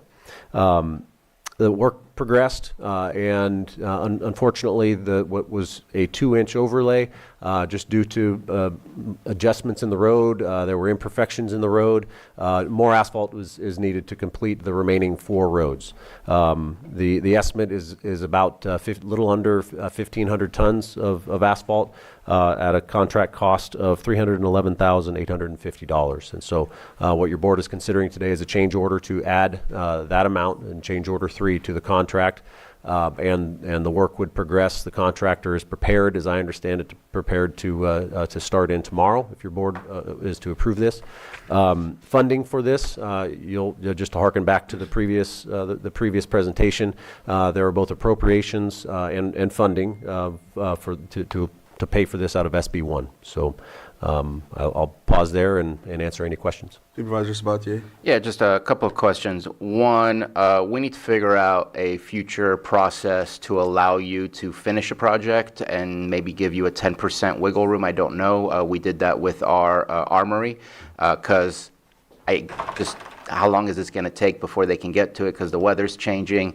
And so I'm thinking about the timeline here. Other than that, we have to finish the project, so there's no question to it. But because of timelines, I'd like to see what options you might be able to bring back to us in the future so that we can just get things done quicker so that we can finish the season. I very much appreciate that. Yeah, the county legal counsel and the CAO's office and I have had those conversations, and we can pick those back up. All right, with that, open it up for public comment for this item 7.4. And I'll bring it back to the board for action. Mr. Chair, I move that we approve contract change order number 3 to the contract with Argonaut Constructors, Inc. for the 2024 pavement rehabilitation project for an increase of $311,850 and authorize the chair to sign. Second. I have a motion and a second. All in favor? Aye. Any opposed? And that motion carries 5-0. Thank you, Lars. Thank you, Lars. All right, we're at our 10:30. We'll go ahead and read it off. 6.8, public hearing, adopt ordinance amending Chapter 5 of the Lake County Code. Oops, is that the right one? No, sorry. I have the wrong one. I'll retract that, sorry. 6.5, 10:30 a.m., public hearing, consideration of appeal PL 25-22, AB 2406 of the Planning Commission's approval of the major use permit UP 23-05 and initial study IS 23-10 for the AG Ag Forest Wood Processing Bioenergy Project located at 755 East State Highway 20, Upper Lake, APN 004-01004. Appellant Larry Kahn continued from May 20th, June 17th, August 26th, and October 28th, 2025. CDD Director Maria Turner. Thank you. And 1 second to Lloyd. Thank you, Mr. Chair. So with the updates that Director Turner may provide your board may still want to swear in witnesses. All right. Sorry about that. Let's go ahead and swear in anyone that would like to speak on this item, witnesses or anything of the like. So if you can stand up, raise your right hand, and if you're on Zoom, please raise your hand. And if you can, turn on your camera. If not, just raise your right hand. All right. Do you solemnly swear that the testimony you're about to give will be the truth, the whole truth, and nothing but the truth? Thank you. All right. Thank you for that reminder. And Maria, go ahead. Thank you. Maria Turner, Community Development Director. The item you have before you today is an appeal of the Planning Commission's approval of the major use permit for a biomass facility located off of Highway 29. This item has been continued for a number of times, and I know the board really wanted to go forward today, but yesterday evening, staff did receive an email from the Scotts Valley Energy Corporation voicing their intent to withdraw their use permit application. And so, Lloyd, with that request, would we just be accepting that with a vote, or what do we do? First step, thank you, Mr. Chair. So the first step, your board may want to confirm if the applicants are present to confirm the withdrawal or, the proposed correspondence, from their correspondence, the proposed withdrawal of their application. Okay, so... We do have a representative present. Okay. And would that representative come up, please? And we did have a representative present. He might have stepped out for a moment.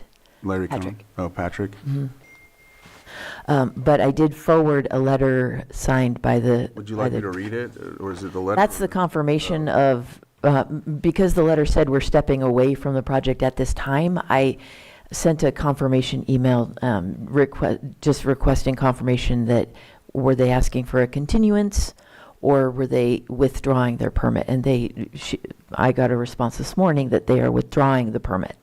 Lloyd? And then as the next step, with that representation, Ah, here he is. Come on up, Patrick. Patrick, please come up to the mic, yeah. No, yeah, well, yeah, either way, it don't matter. And you probably have to swear them in, because were you in here when they swore in? Yes, but I was just about to take the Oh, call from okay. Tribes Administrator. Okay. If you swore in already, then we're good. No, I haven't yet. Oh, Do you solemnly swear that the testimony you're about to give will be the truth, the whole truth, and nothing but the truth? Yes. Thank you. all right. And so, yeah, go ahead. Good morning, everybody. I'm Patrick Gallardo, the Tribe's Director of Finance and the Interim Economic Development Director. At the time, the only comments I have on the project is that the tribe has decided to postpone the project and reintroduce it at a later time. So is that a withdrawal or? Correct. Okay, a withdrawal. Okay, and Lloyd? so thank you, Mr. Chair. So with the applicant's representation of withdrawal, your board may want to confirm with the appellant to see if they're willing to withdraw their appeal in light of the withdrawal of the application, just to confirm it on the record. Mr. Khan? Okay. Good morning, Chair and board members. I'm Marcia Birch. I'm here on behalf of Larry Kahn as the appellant. And I would like formal action from the board so that we don't have an application that's sitting in limbo, potentially still on appeal. And we will gladly withdraw the appeal if the board takes whatever action County Council believes is necessary to terminate that permit. All right, thank you. With that, Lloyd? So with those two statements in mind, your board has the option to still take public comment just on the issue of the withdrawal of the application and the confirmation of the withdrawal of the appeal. The action, just for your board's consideration, would be for your board to first accept by motion a withdrawal of the application, and then the second would be a motion to accept the withdrawal of the appeal and deny the appeal due to the withdrawal of the application.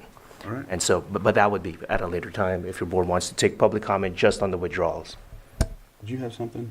Put your pen up. Go ahead. Yeah, I had a question earlier about whether it was intent or actual withdrawal, because that to me was a different thing, but it sounds to me like we have the withdrawal. What is the typical withdrawal process that occurs within community development if a project is moving along, has not gone to Planning Commission, has not gone to the Board of Supervisors as an appeal?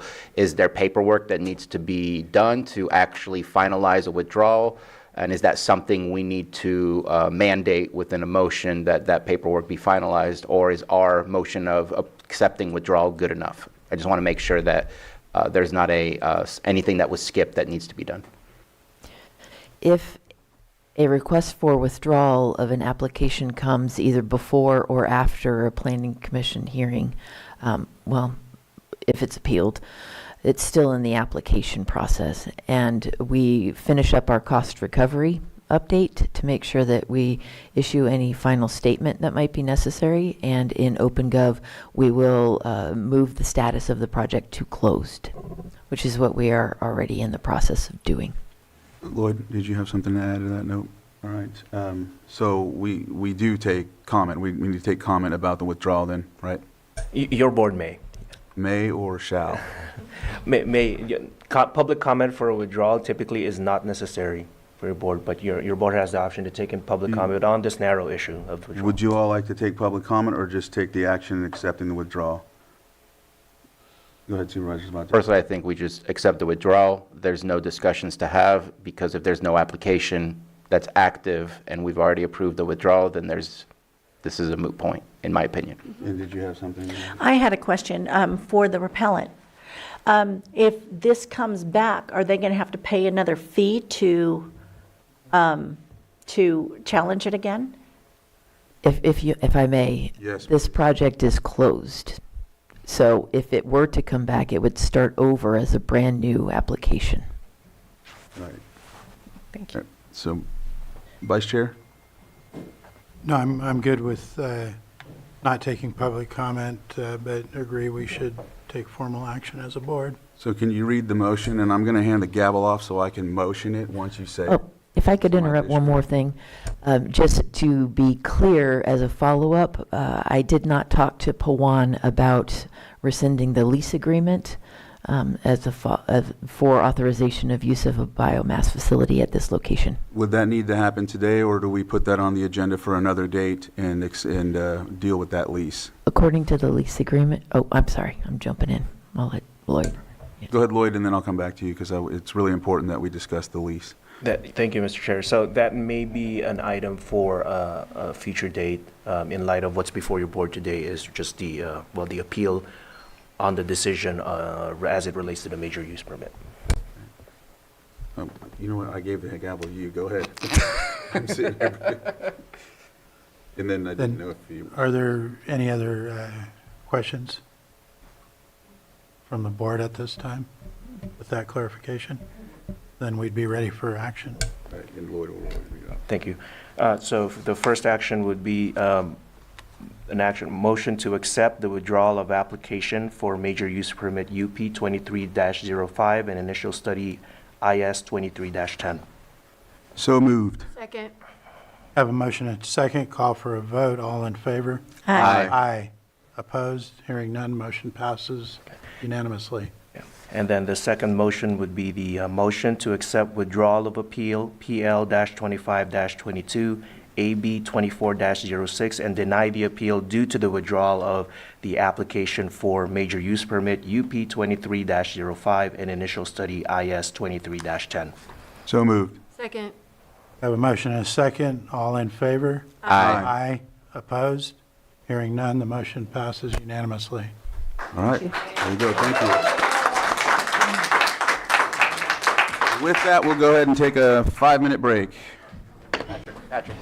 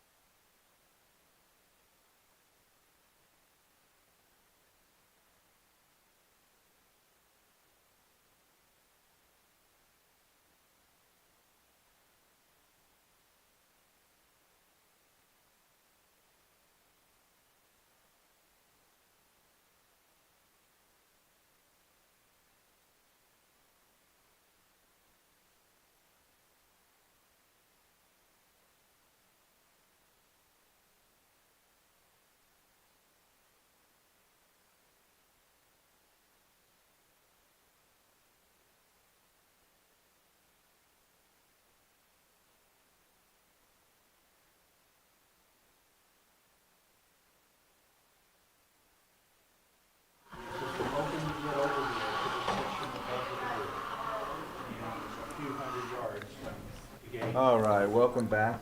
Oops, I don't know if they can hear me. Now they can. Welcome back. We're going to go ahead and move on to our next item on the agenda, which is 7.2, consideration of a letter of support for the Advancing Community Wildfire Resilience, Capacity Building, and Local Leadership Development Phase 2 project of the Lake County Resource Conservation District and Coalitions and Collaboratives Incorporated Action, Implementation, and Mitigation Grant Program. Supervisor Sabatier, I know you brought this, but I know that I am deferring. Deferring to Terry Loxton. Go ahead, Terry.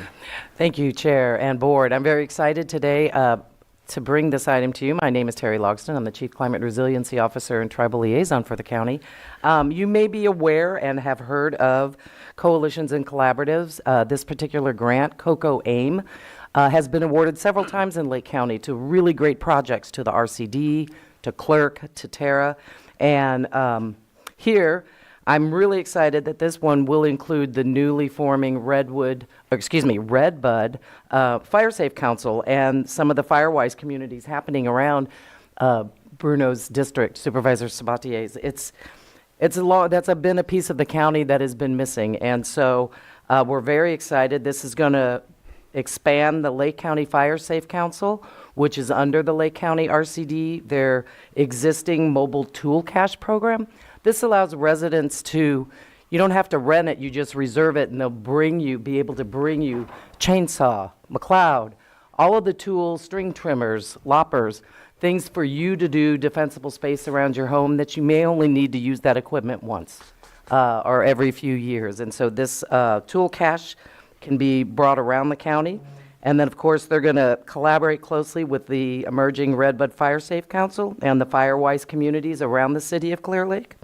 And connect the dots between upcoming hazardous fuels reduction work, including federally funded evacuation route clearing that Clerk, the Clear Lake Environmental Research Center, and anticipated state-funded defensible space implementation led by the RCD to build community awareness and engagement with these important initiatives. And so for your consideration is a draft letter of support, and I hope that you will allow the chair to sign. Go ahead, Supervisor Sabatier. Thank you very much. Ms. Logsdon, thank you for taking this on. My name does not belong on this, and in fact, if it did, it should be shared with Supervisor Owen as well, since the Redbud Fire Safe Council is both a District 1 and a District 2 area. It was a little stressful because we had our first meeting yesterday. I'm like, guys, we need to have quorum. This cannot happen with the letter that's on tomorrow's meeting. All 7 members showed up. We are now officially started, and just very thankful for finally getting into the process. I want to just say thank you to Julia Sullivan and John Vandervoort for reaching out with the opportunity that the AIM grant can provide, and also for reaching out even before that in order to try to nudge us into getting the Fire Safe Council started. So I think it's a great start. We got to keep going, and really appreciate all the help that I've gotten from so many different people. So in support. That's great. All right, not seeing anything else, I'll open it up for public comment. I'll bring it back to the board for action.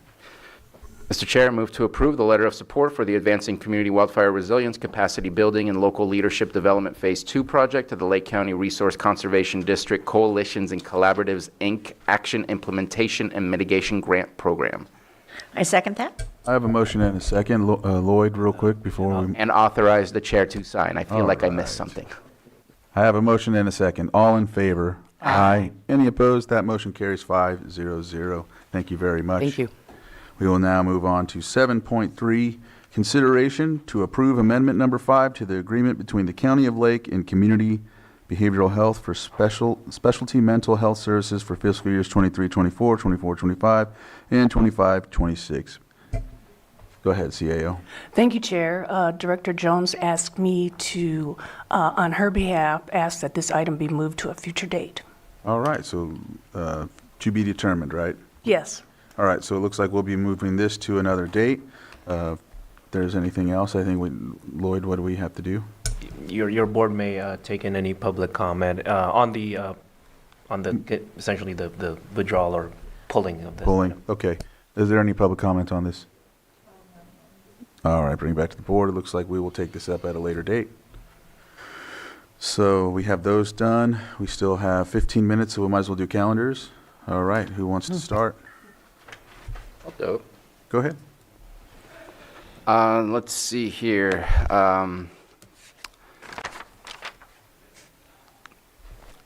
going to see if I can crash in tomorrow for the EDC meeting, have a COC meeting for the Continuum of Care. Lots going on there with the struggles between state and federal regulations that are coming out. There is a build graduation ceremony that will be happening over at Woodland Community College. I'm going to go there. There's also a special First Five Lake County meeting. So I plan on at least spying in just to keep up on what's going on there. Starting off the day on Thursday with the judge's breakfast, meeting for our pick count. That's going to be happening on the fourth Thursday of January. So this is the organization of it. And oh yeah, I meant to say this last week. It's a little short notice, but every year over at Hope Center in the city of Clear Lake, there is an event that occurs on this. This one will be on December 18th. It starts at 4 p.m. It's called Compassion in the Cold. This is to somewhat of a memorial and a remembering of those that passed while living out in the streets. In the past 2 years, we have lost 26 folks while living out in the streets. I don't know what the number is for this year, but it's a moving event, and definitely everyone is invited to learn more and hear stories and just remember those that were lost, unfortunately.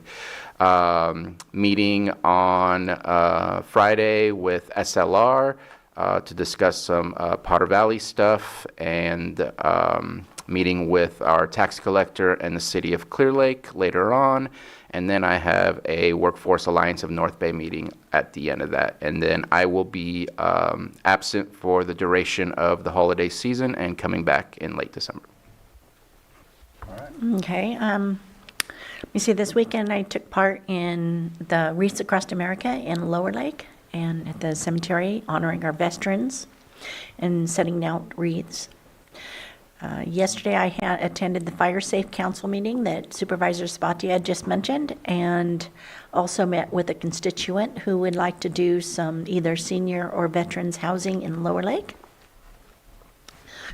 Tomorrow I have a meeting with a constituent out on Big Canyon Road, and I have a Blue Ribbon Committee meeting in Clear Lake and Calliope Water meeting on, I think, Thursday. And then I'm pretty open through the holiday. All right. Brad or Supervisor Sabatier? I mean, You want to go? either or. Sorry. Sure, I will go.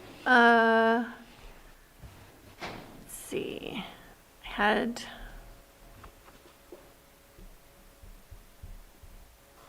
tomorrow. I've got an RRA funding discussion meeting, build graduation, and Thursday, an internal meeting with staff and vice chair, a meeting with my colleague Supervisor Oral from Inyo County. Are you doing the AAA board meeting? Yes. Okay. Phew, I don't have to do that. I have a Cawberry Council meeting then in the evening. Friday, a meeting with a constituent here at the courthouse, the Coal Creek Advisory meeting, and then Wombi, and then go back home up to Cobb for the Candy Cane Run, which was rescheduled due to the football game. So we're very excited to get that going. And I think that wraps it up until the new year. Is it me, or did I hear there's going to be a white Christmas in Cobb? I'm hearing there might be snow. Believe it when we see it. Vice Chair, go ahead. Thank you. This past week, I attended the APC and LTA board meetings, also the Animal Control Advisory Committee meeting, as well as the Behavioral Health Advisory Board meeting. And then I attended the Circle of the Native Mind Elders lunch and discussion last Friday. Also met with the Lakeport City Manager. I was on the ad hoc for First Five Commission to pre-interview candidates for a couple of vacant seats that we have that'll then go back to the First Five for recommendations before they come here. I participated in the Reefs Across America this past Saturday at the Hartley Cemetery, and also participated in the Simple Gesture. It looks like I will be able to go to the city council meeting tonight because I think we'll be done early. What is wrong with you? Yeah. Then I have a First Five Commission special meeting this week, also a pick count meeting, and we also have the last Blue Ribbon Committee meeting of the year down in South County on Thursday. Also that night, I'm involved in a community Christmas dinner that's being put on for folks that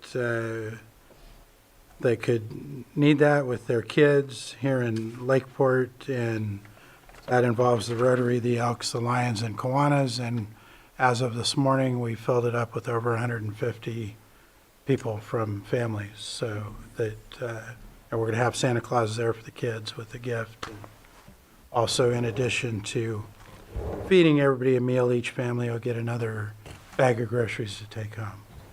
And then lastly, I attended the benefit concert put on by Trio Americana and our own Matthew Rothstein that was raising money for the Gleaners this Sunday. And then I just wanted to announce it here as well. I let folks know at that event that I directed $15,000 of my discretionary money to go to the Lake County Gleaners Food Bank to help them get started in January. And that's the end of my report. Thank you. All right, thank you. So tomorrow I have the West Region Town Hall. Thursday, Law Library. Let's see, the Tippo County meeting, and then the AAA Governing Board meeting, and then Friday SLR, and the next 2 weeks are the holidays, so I'll leave it at that. I know that we're still 7 minutes ahead of our other Supervisor Sabatier. I just wanted to let you know for the SLR, I may either be late or have to leave early. I forget the specific timing. I have to deal with some personal issues at the time, so. Okay. No worries on that. With that, just take a break. Yes, and that'll give them the opportunity to set up here with their presentations. All right.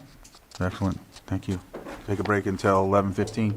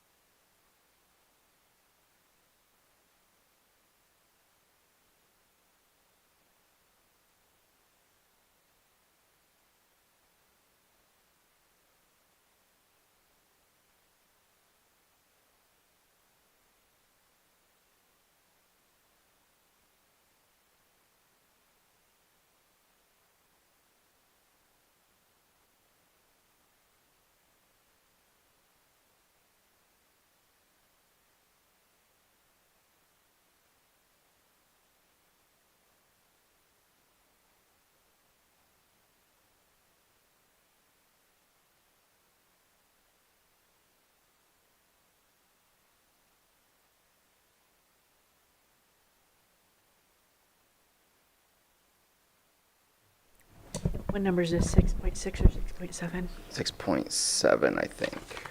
All right, welcome back. We are on our 6.6. Consideration of hearing request for code enforcement notice of nuisance in order to abate for 10674 Edgewater Drive, Kelseyville, APN 043433-09. Property owner Annette M. Encalada. We'll go ahead and give the floor to Community Development Director Maria Turner, Code Enforcement Manager Marcus Beltramo. If Annette is on Zoom, raise your hand. Oh, swear in. Thank you. I'm not sure how to raise hands on if you're on the phone. I'm not seeing anybody raise their hand. So I guess we'll continue on. All right. Do you solemnly swear that the testimony you are about to give will be the truth, the whole truth, and nothing but the truth? Thank you.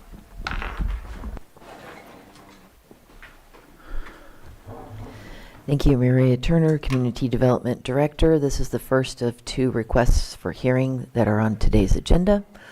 I will pass it over to Code Enforcement Manager Marcus Beltramo. Good morning. Marcus Beltramo, Manager of the Code Enforcement Division for Lake County. I just want to ensure there is an appellant, and I just want to see ensure that she's not online or in the Zoom room. No one's raising their hand. The appellant. The individual who requested this hearing today did call in earlier today and said that she was going to be appearing via Zoom.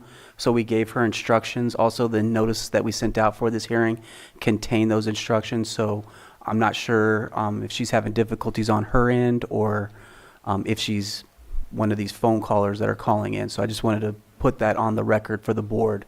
And maybe she might appear sometime during this hearing. Today, before the board, we have a request for a hearing. This is when code enforcement takes an action. We issue a notice, and those notice, they have appeal, allows the property owner or any interested party, or any party for that matter, to request an appeal or a hearing as part of their due process rights. And today, we come in front of you for the board. This property here, we received a request for a hearing from Annette Encalada. We spoke with her. This is the person who's reflected on title. You have her reason for appeal there. You can read what she put. We always give a map of the location. This is in the Rivieras area of Lake County, and you can see highlighted in yellow is where the property is located. The property has a power to sell on it. It is delinquent as taxes. It can be sold at a tax lien sale. Usually delinquent taxes or non-payment of taxes are an indication that there's no responsible party or willing party around to correct the violations, nor may they have an interest to correct the violations, as they can't pay their taxes and therefore may not want to spend money to correct the violations on a property they may not have in the future. Kind of give you the backgrounds on the property. It is a vacant lot. There are no improved structures on the property. It has been in tax default since June 2020. I also want to mention that as a witness for code enforcement, we have Code Officer Wes Nelson here. Wes Nelson was the officer who was assigned this complaint in this case to investigate. He went out to the site, he took photos, and he documented the issues. He also had some limited conversations with the property owner as well. He's here to testify in case the board needs any direct or testimony or needs specific information about what occurred or as to any issues in the photos or any direct questions. We received this complaint based on a referral from a CHP officer. The CHP officer had concerns there was an individual living in a vehicle on the property. Code Officer Wes Nelson responded to that complaint. When he went to the property, he saw a vacant lot with no improved structures or primary residence or dwellings on the property. But what he did observe on the property were the storage of items or miscellaneous things on the property. The property is an unimproved lot. It's a vacant lot. Therefore, there should be no storage. There should be no items. There should be nothing on the property. Per the zoning, it requires a residential dwelling. until the residential dwelling is constructed and put on the property. Then it allows for accessory or other uses on the property, such as storage or allowing or having open outdoor storage on the property. In this instance, we just have a bunch of miscellaneous items. You have a makeshift chicken coop. You have, it looks like forms. Looks like they were trying to build something at one point, but really you have wood materials, concrete materials, stone materials. You have this chicken coop area. It's a makeshift chicken coop. Would be considered an accessory structure. It's something that would require a zoning clearance if a residential dwelling existed on the property. On the left, you can again see those forms and those footings. You can see stones that have been laid out in a certain pattern. Those are violations of the Lake County Code. Those are objects or storage items that are stored contrary to what Chapter 21, the Lake County zoning ordinance allows. It's contrary to the use of the property and the zoning designation, and that is the violation. We cited them for several violations of the code, and the corrective actions would be to remove all items and restore it to a vacant and unimproved lot. Staff recommends the Board of Supervisors uphold the notice of nuisance in order to abate, instruct staff to move forward with its abatement processes to remove all items and structures situated on the property. And that concludes my report for this property. All right. Questions? Vice Chair and Yeah. Supervisor Sabatier. Just want to confirm a couple of slides back that, so that, where that gray tarp is, that's what you were talking about? That is a chicken coop. That is a makeshift chicken coop. Okay, and this residence here is a neighbor? That is a neighboring property. Okay. So I guess if you knew where the property lines were, you could say that structure, and that is a structure, that is considered a structure. It would require zoning clearance. I guess you could say that most likely would be in the setbacks for the property as well. Okay. And that would be contrary to the Chapter 21 of the Lake County zoning ordinance. That's what I was wondering. Thank you. Supervisor Sabatier.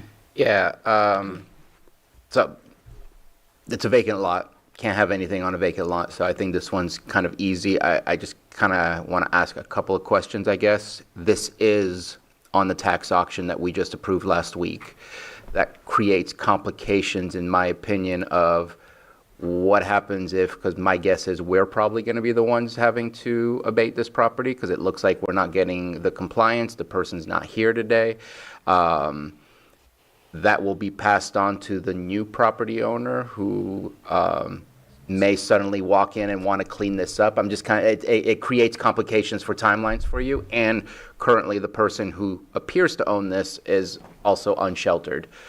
So that person's probably going to find it really difficult to pay for anything. So if I understand your question, I'd like to address that. One, I think there's your question is of a legal nature. So I think county council may have to opine on part of that question. I think also the tax collector would be the most appropriate person to respond to your question about it being on the tax default list. But my understanding is that any liens that are placed on that property are extinguished through that tax lien sale. I'm not going to get into quoting laws or legalities. I think that's best reserved for the tax collector or county council. So this is code enforcement. Unfortunately, we look at the tax issue and the delinquent tax status only as an indicator of responsible or willingness to correct the violations. The issues about placing the lien, that's something that we probably need legal counsel on, or how to proceed best in this in the interest of the county. But what code enforcement's charged with is following up, determining if the violation exists, issuing the proper notices, going through the proper processes, and then correcting those violations through the existing procedures that we have. But I understand your concern, and it is a real concern about how do we recover those monies spent. On that note, I would defer to any legal counsel. And I don't need the tax collector to be here. It's on the list. The minimum bid has already been set. And so unless somebody pays it, it will be pulled off the list. This person's not going to pay it. And it's going to sell because it's a great piece of property in Lake County. So I have, in my opinion, we're going to have somebody who believes they're going to get free and clear. And so I just wanted to bring up the complications. I'm overcomplicating the matter now because there's an issue. So the answer is yes, we keep moving forward. The appeal to me needs to be denied. But you're going to deal with some complications with a new owner as of March, April, who's going to say, well, like I said, my understanding is that once that lien sale happens and the property is transferred or to the new owner, any lien that was on that property is now extinguished. And I think it says that on the notice that they when they record it, the new owner records it. But just to add to that, we will then work with the new owner to encourage self-abatement. And I've just dealt with it where you finish in February, the sales in March, and then suddenly new charges appear because it takes you time. And so that's the issue that I'm thinking of ahead of time, but I'm done. All right. Hearing nothing else, I'll open it up for public comment. No hands in Zoom. I'll bring it back to the board for action. Mr. Chair, I move that we uphold what is the nota? Is that? Notice of nuisance in order to abate. And instruct staff to move forward with its abatement process to remove all items and structures situated on the property. Second. So I have a motion and a second. All in favor? Aye. Aye. Any opposed? I have a sustain. Oh, abstain? So I have a 1 abstention. I have a 4-0-1, and that motion passes. And we have 3 minutes before our next. I should have asked more questions. I know, what's up with that? Didn't mean to disappoint. Oh, right when I forgot about something. And Thursday night at it's the Nice Event Center, myself, Marcus and Maria and Sheriff Bingham are going to be at the Nice Event Center to talk about Copter. So, so that'll be happening. I think did I say 5:30? I think it's 5:30. 5:30, that's when it starts. And so see you all there if you want to come and discuss Copter, and appreciate you all willing to come out to that and talk with the community about it, especially, considering it's been a while. So, yeah. I have to mention, it is really distracting that there is somebody toasting bread and it smells delicious. It's seeping through. It smells like potatoes to me. Is it potatoes? I don't know. It's someone's lunch. It's getting too close to lunch to not be distracted by that.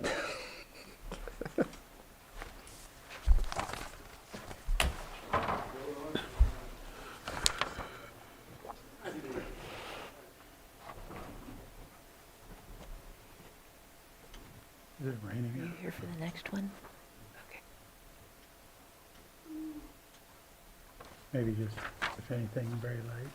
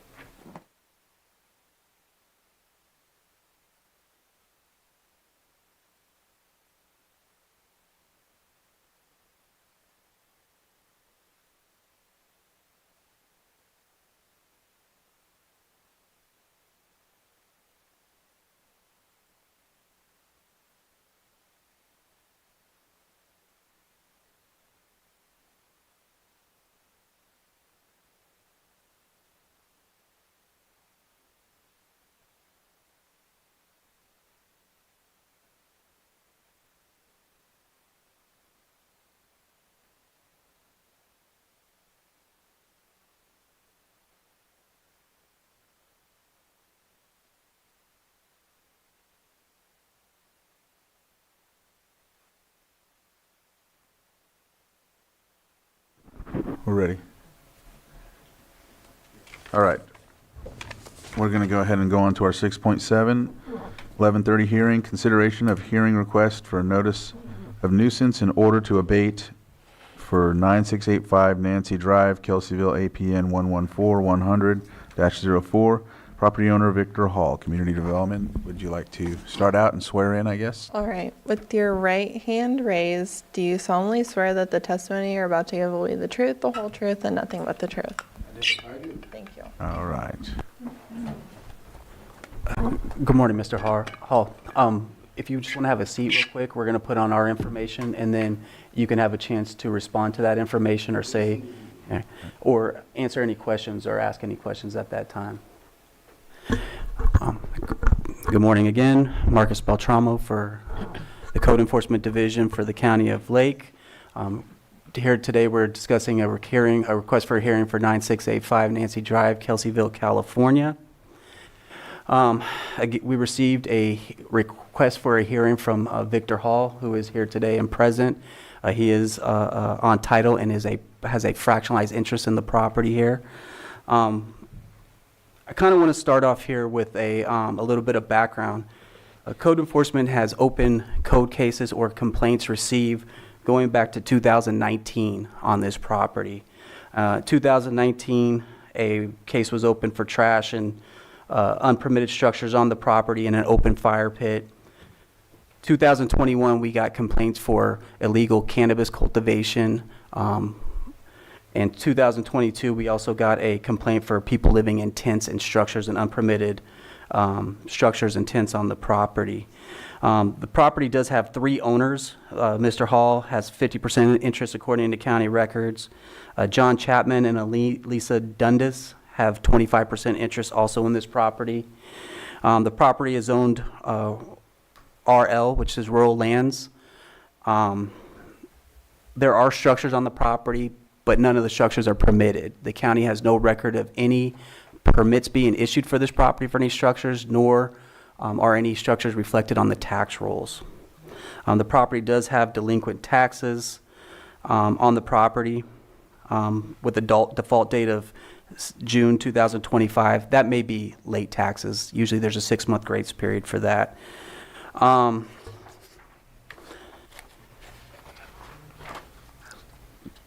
What really started this complaint or this investigation is that code enforcement received information from the community that a special event was being put on at the property. Well,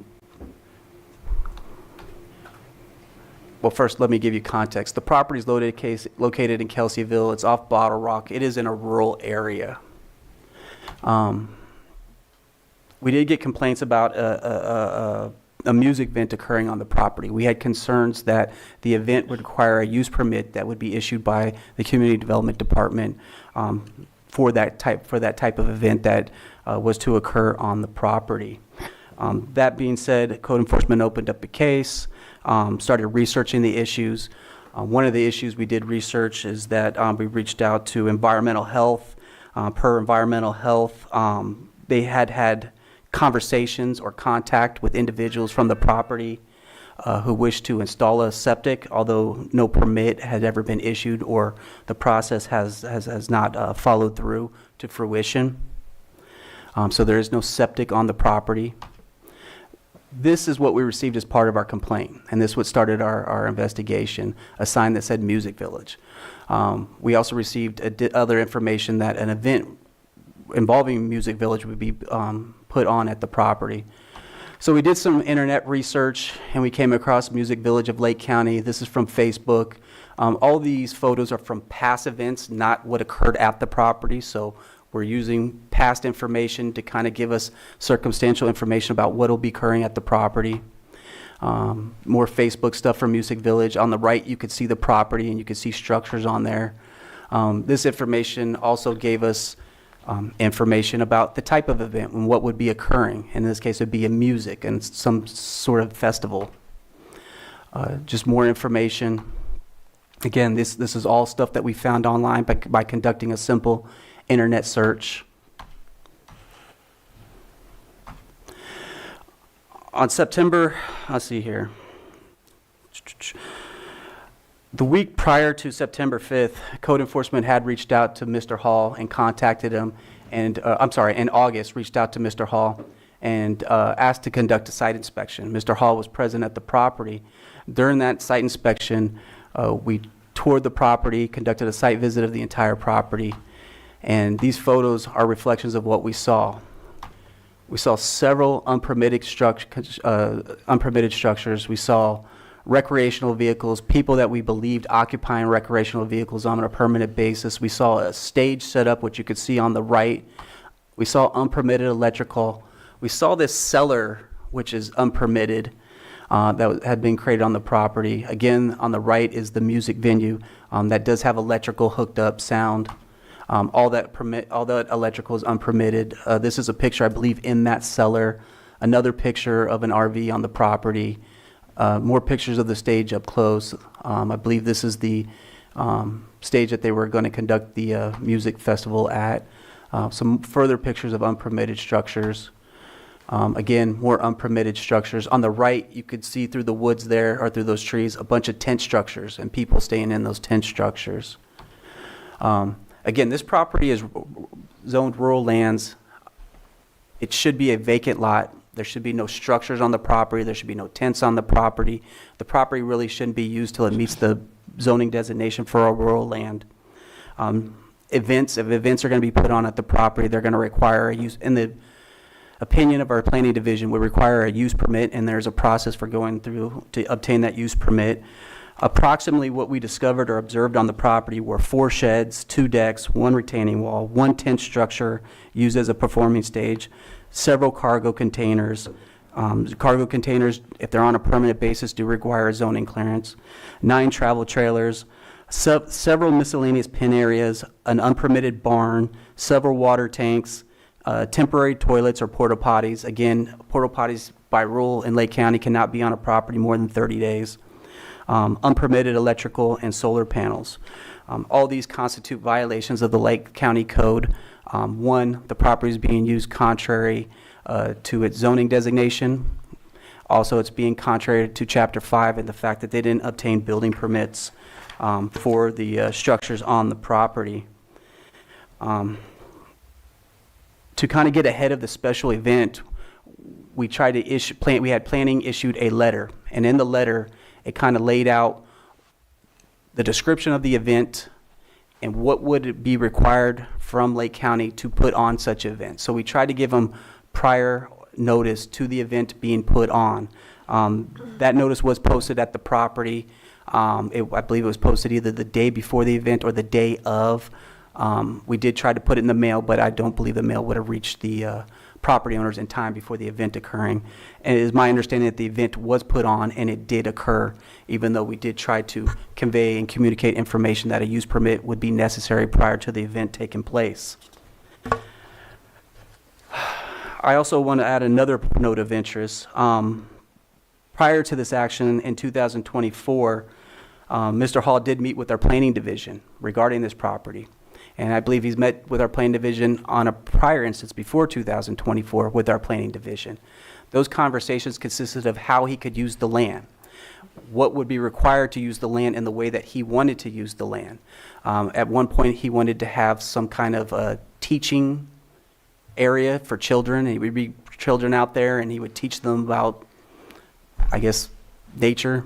Mr. Hall will have to kind of explain that further, but he wanted to kind of bring kids up here and use it as an educational environment. So again, those have to be in line with what is allowed per the zoning designation. So I believe Mr. Hall does have information about what the zoning for this property allows, what is allowed to occur on this property, and what it would take as far as permitting to put certain events on at this property. We did issue a notice of nuisance in order to abate. That is what Mr. Hall responded to by requesting this hearing. Here is the letter from the planning division. Again, that letter lays out what our understanding of the project, the code sections that are applicable to the situation, and the corrective actions or the steps that would needed to be taken. And in this case, he would have to first obtain the issuance of a use permit prior to putting on this music village. Music village, again, as interpreted, I'm sorry, let me walk that back. Music village, in the opinion of our planning division, would require a use permit based on our understanding of the event and the descriptions given. This concludes my report. Staff is recommending the Board of Supervisors uphold the notice of nuisance in order to abate and instruct staff to move forward with its abatement process to remove everything from the property. Go ahead, Supervisor Pyska. Well, do we want to hear from? Oh, yeah, yes, sorry. Sir, do you want to come up and speak? Yep. Yes, indeed. The microphone, please. Okay.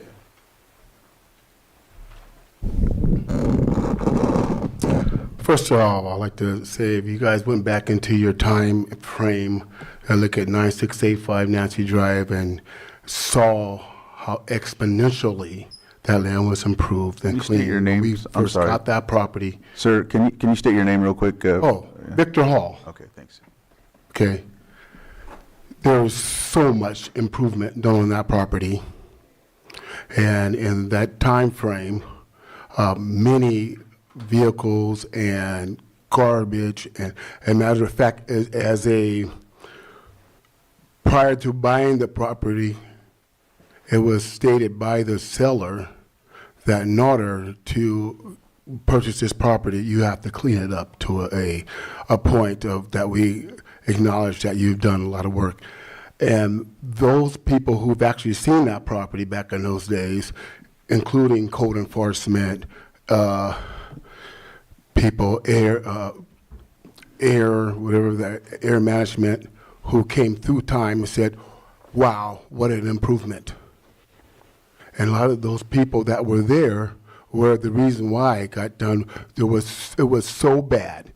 Now, if you look at the surrounding properties, you will say this property is by far much better shape than all the other properties around there. Okay, just saying that. Now, Music Village. I am the Vice President of Children's Museum of Art and Science. Bruno Sabatier can tell you my involvement with children and music. He actually had my kids come and perform at some of his events at the college. Now, the main objective of Music Village is to continue to give children that who cannot afford the ability to have that type of training, and give them that. If you would solve something that you did not see on that board was the letter, or excuse me, from the Record B, a letter stating that Children's Museum of Art and Science did the Lake County's first music camp. And what we did, yeah, can you please bring that up? Oh, thank you very much. Okay. We bought Lake County's very first music camp, and the idea was to do it with little cost as possible, because these kids cannot afford it. When I came up in Sonoma County as a musician and not able to afford a lot, it cost $2,000 to go to Camp Cazadero for 10 days. As a youth, when I'm in the Santa Rosa Junior Symphony, I said, if I have the opportunity, I will make a music camp for kids who can afford it.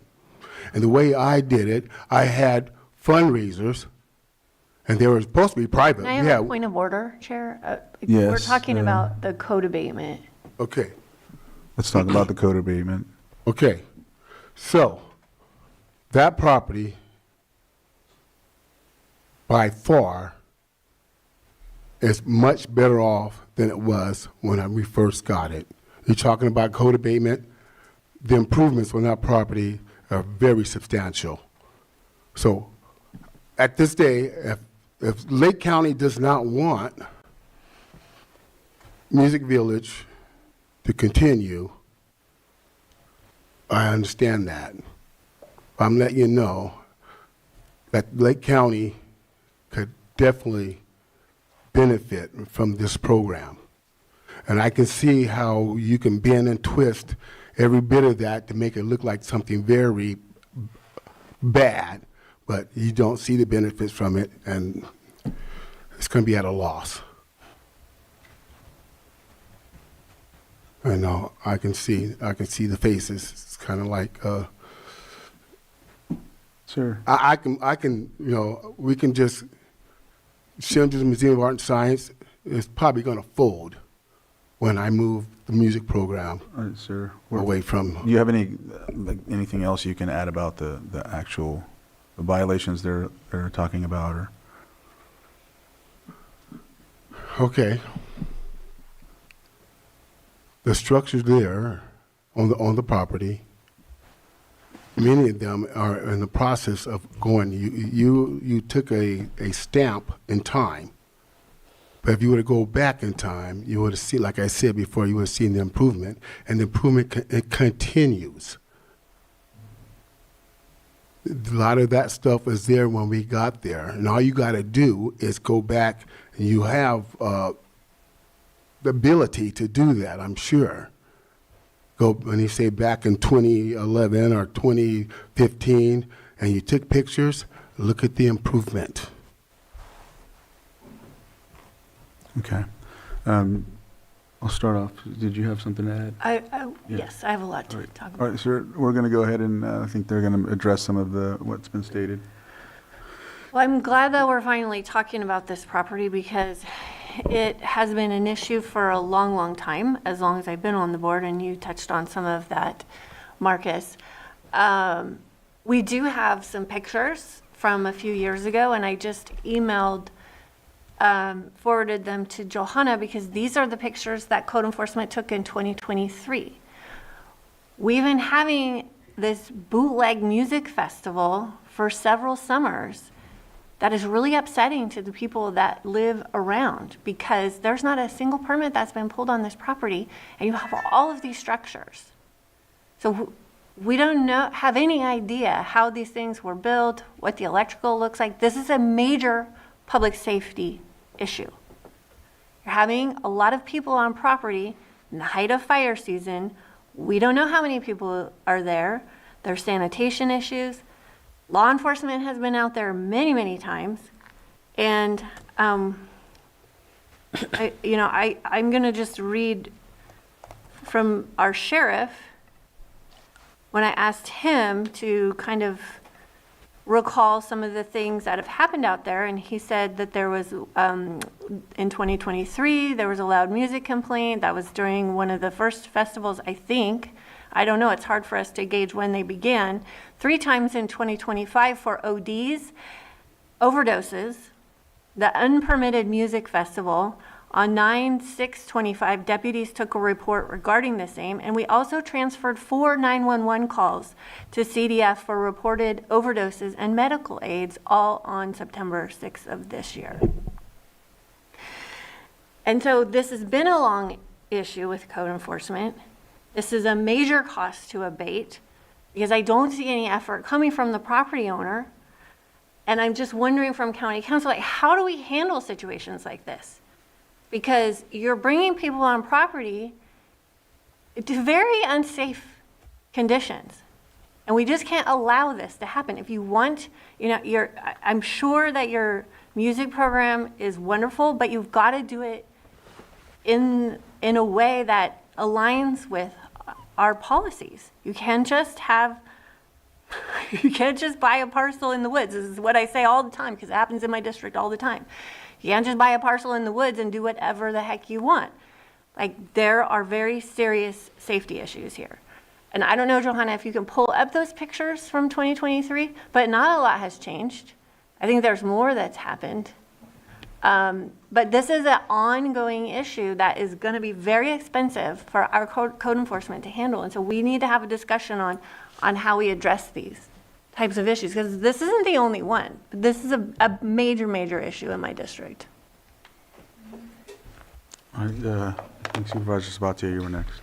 Yeah, and I know that this is in District 5, and the reason I put my pen up, I just wanted to have full disclosure. Obviously, it was mentioned. I've known Victor Hall for 10 years, maybe more, through some of the community organizing that I was doing in Clear Lake, where I would invite Children's Museum of Arts and Science, which has gone through iterations of who was working there. He worked next door to Woodland Community College. We would bring him onto the campus with his musical groups from what was KEC back then to come over to the campus. Helped them put a concert together in the city of Clear Lake. So I just wanted to disclose the relationship. There is no financial or any personal benefits from the relationship. I think that he does a fantastic job when it comes to music. I will say you're just an amazing musician, but we're not here to decide on the value or the valor of his abilities or capabilities. This is about a land use. What I do see in the letter, now I'll continue. I wanted to stop there and let you speak first, but since you've already spoken, I do see in a letter that you want to be able to continue these things in the right way, and I'm hoping that you will sit down with staff and do that the appropriate way to make sure that you can keep going. But if there's no permits and there's things that are there that should not be there, especially we're always looking at the fire issues. We want to make sure things are safe. If there's unpermitted electricity, you may have done it correctly, but it needs to be done correctly and going through the right permit processes. I hope that you will take the time to really sit down with staff and figure out how it is that you're going to be able to do what you've done. You may have done some great work to clean it up, and thank you for that, but the buildings and everything else, especially if you're bringing in the public, needs to be done just like everyone else is being asked to do so. And so I appreciate what you do. I appreciate what we've done in the past, but the buildings and the property have to meet the same standard that everyone else is being asked to do. I hope that your sincerity in the letter, which I know is sincere, that you will sit down with staff and you will find a way so that you can keep doing what you've been doing. Go ahead, Vice Chair, and then Supervisor Owen. Yeah, what I see with the evidence is that obviously we've got use of a land, no permits, not following the zoning ordinances. I appreciate what you're doing with the music, sir, and all that, but there is a legal path to get there with a major use permit, but all of these other things need to be eliminated before we can even get to that point. So that's just my thoughts on where we're at. Yes, Supervisor Owen? I was just going to ask, is there any septic on the ground, or was it all porta potties? Porta potties, okay. And then your electric, was that all the solar? Well, the solar was not really used. Victor, can you please go to the microphone to respond? Yeah. Thank you. We used the solar panels. The batteries were obsolete, so basically we had solar panels during the day, and if we had an event, we'd use a generator. Okay. I was just, because, so it wasn't electric coming in that was done illegally, it was the solar and the generators. So Yes. so it was all temporary. Yes. And I'm one that actually believes in our personal rights when we buy property to be able to do a certain amount of stuff on your own property. You're paying for it. Yes. I do understand the need for the bigger events to be able to have that, but I am also one that I just want to make sure that our county is not overreaching. On the last one, I felt that the little dog kennel shouldn't have been considered a structure, and now we're off that, and that's why I sustained on that. I just want to make sure that we're not overreaching and making it too difficult for our people, especially those that are struggling. So, and I do appreciate what you're doing with the kids. I know I was kind of looking at things, and I didn't want you to get the wrong impression. I am probably pretty sympathetic. So I hope that you are able to stay and continue to do music with the kids.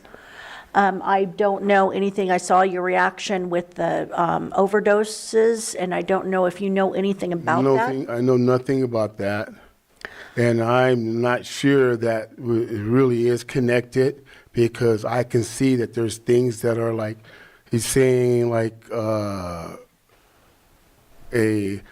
from my understanding, what did you call that my fixture between two walls Cellar. and then a Cellar? A cellar. What is the definition of cellar? Doesn't a cellar have to have a dirt roof? I mean, isn't that a cave? I have two dirt walls, and I have a ceiling that is made from bamboo. The roof is bamboo. It's not underground. Mm-hmm. So I'm concerned about things being said in a way to where they look a lot worse than they actually are. Mm-hmm. Yeah, it's kind of like, what they call a witch hunt or something. So that's my concern, that this being overly played. All right, 1 second, sir. Thank you. Marcus or Maria?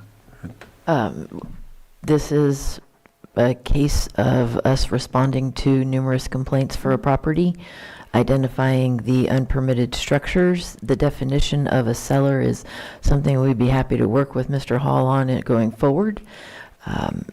As with all community organizations, we're happy to work with the Museum of Arts and Sciences in order to have a use permit for special events approved at this location, one of the findings has to be that there are no current code violations at that location.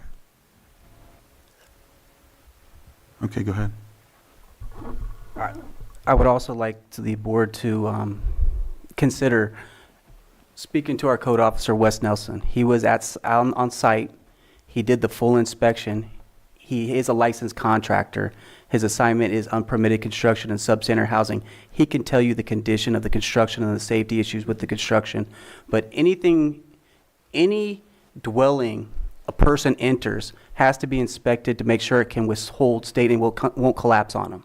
That's why you have a certificate to occupy for a home. You know, it has to be certified that you can occupy this safely. So anything that anybody can go in, theoretically, could be a safety hazard if it's not properly constructed. So that's why I apologize if I used the improper legal term to describe that structure. But it is a structure. It is something that would require permitting. It is something that require inspection. And to the issue of electrical, temporary or permanent, there's a charge going through there. There are codes about conduits, if it has to be in the ground, if it has to be protected. Anything that has a charge has the potential to start a fire. I think we're all sensitive to that. One of the worst fires in Lake County started from faulty wiring.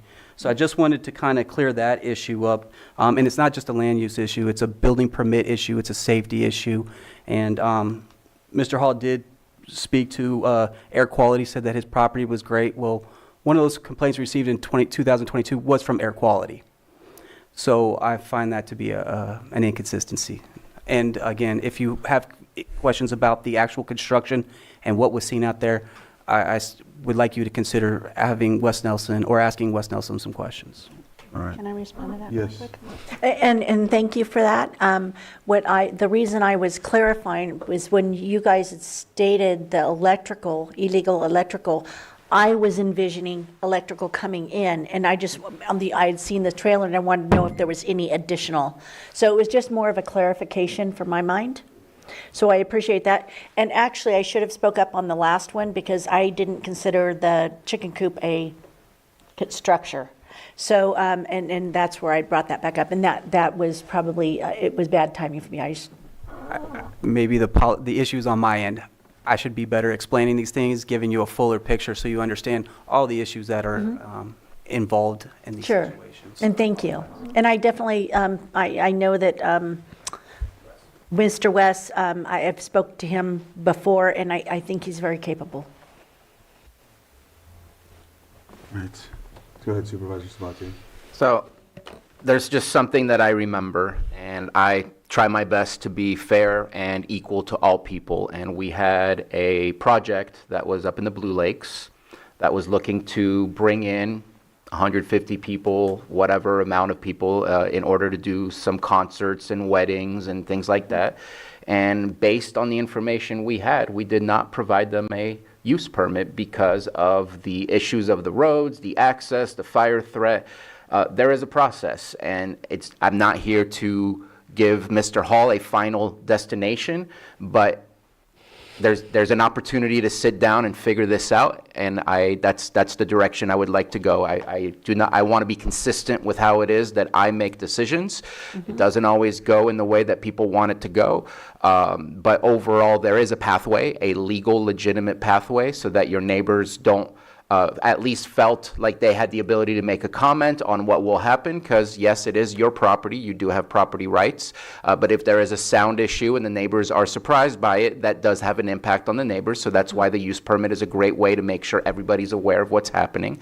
But again, I'm looking backwards at some of the decisions made, and to me this is a very similar decision where let's get you to the right destination through the right pathway, and let's see what happens. Well, Go ahead, Supervisor. but that was for a use permit. We're not talking about a use permit today. We are so far past that because you have been warned every summer for the last several years that you are way out of compliance.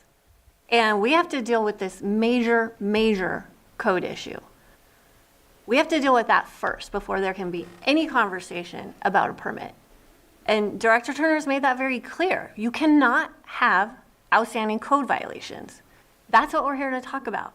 This property has to come into compliance. full stop, before anything else happens, before any other conversation happens. I get so many complaints every summer from this. And code enforcement has been out there too many times as law enforcement. We have to deal with this. This is a very unsafe situation, potentially dangerous in a very high fire threat area. And I've got the landowners all around you complaining about this every single summer. I think your time is finished right now because our board is having this conversation. I think, Oh, but this is important. sir, go ahead briefly. Music finish is done. I wanted to have this conversation, but we've had the opportunity, been asked to come to Sonoma County, and we've already decided to make that move. So all those buildings on the are going to be gone. Is already in the process. I just wanted to hear what you guys had to say. So it is done. I actually told this gentleman that already. What's the timeline for having all of this demoed back down to bare soil, nothing else here? Okay. Now, do we have a right to have our chickens and our chickens and our farm?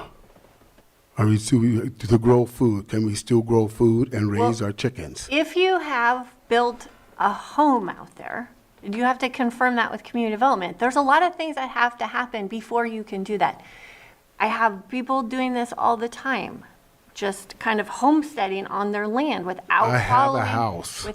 without following our permitting process.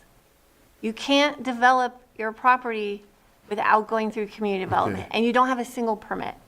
Okay. So you have to listen to them on what the process is. But if you're saying that your plan is we're to, done. We're if done your with that. plan is to self-abate right now, starting right now, Yes. then we need to know what that timeline looks like so Okay. that you can do that without us having to do it. Because if we do it, then it is going to be attached okay. to your property. Fair enough. So that's what we need to understand right now.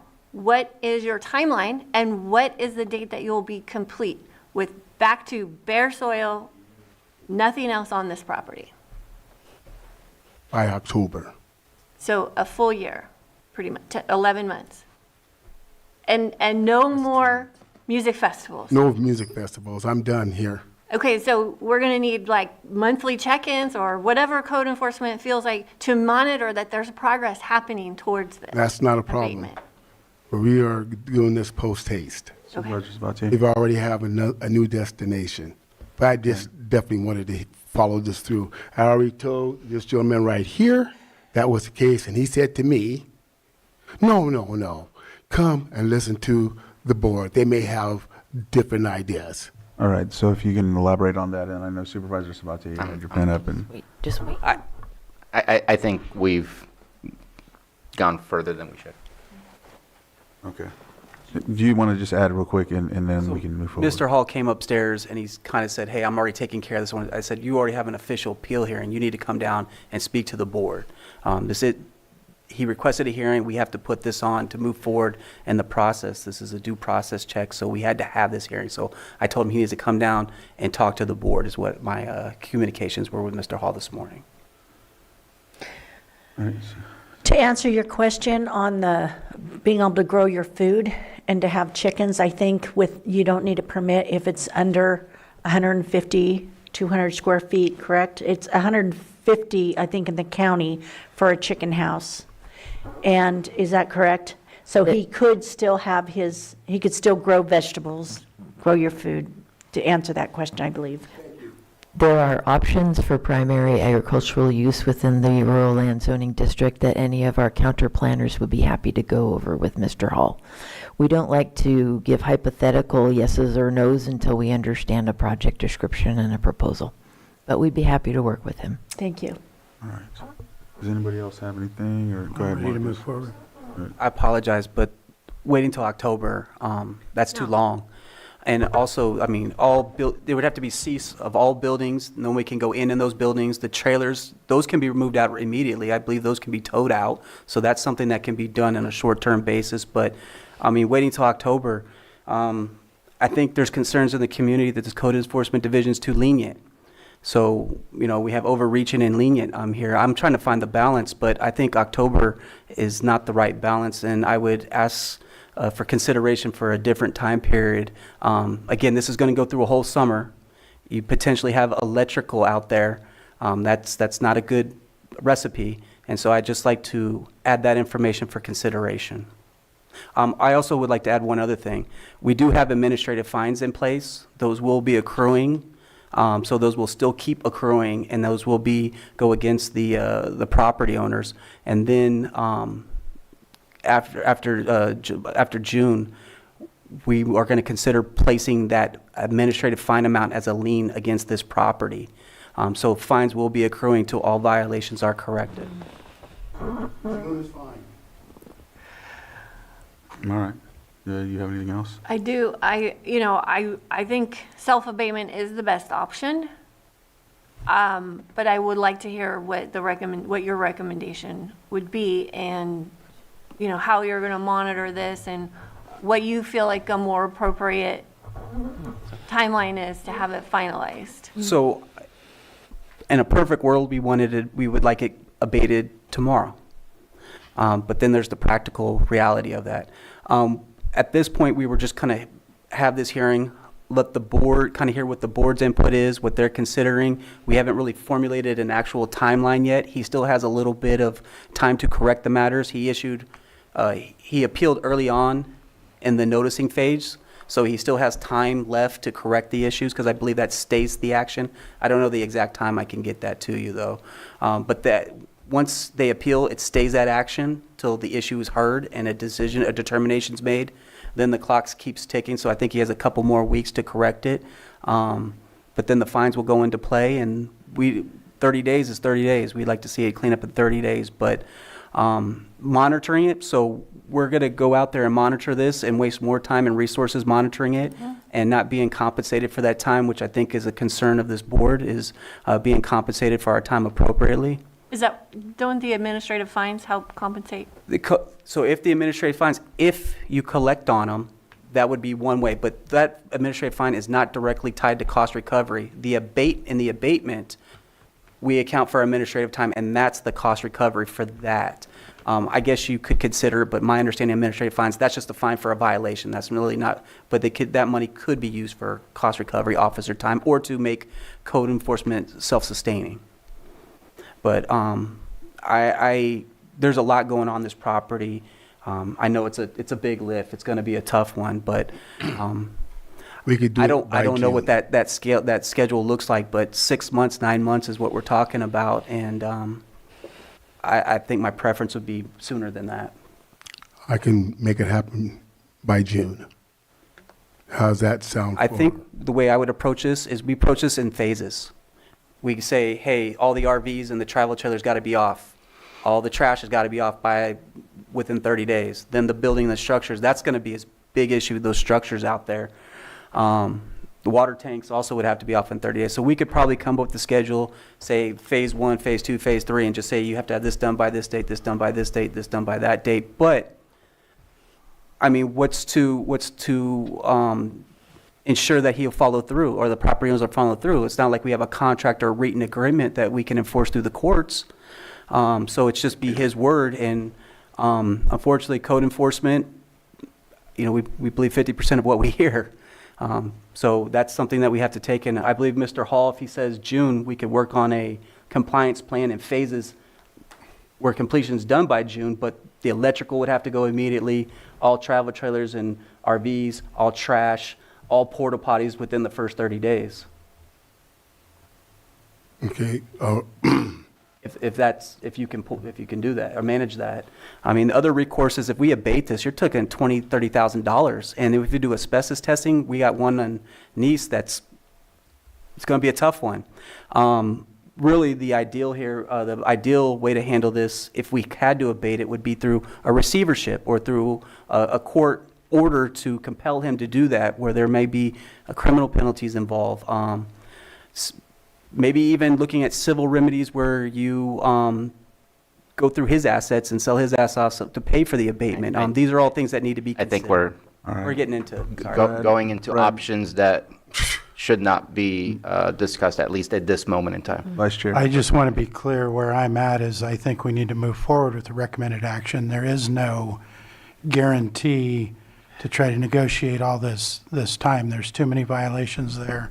That's where I said, he has, self-abatement is always better, but he's got some time to go do stuff on his own if we do move forward with that option. That's where I'm at. All right. Lloyd, if you have anything. Thank you, Mr. Chair. So your board can proceed with the recommended action as laid out in the board memo.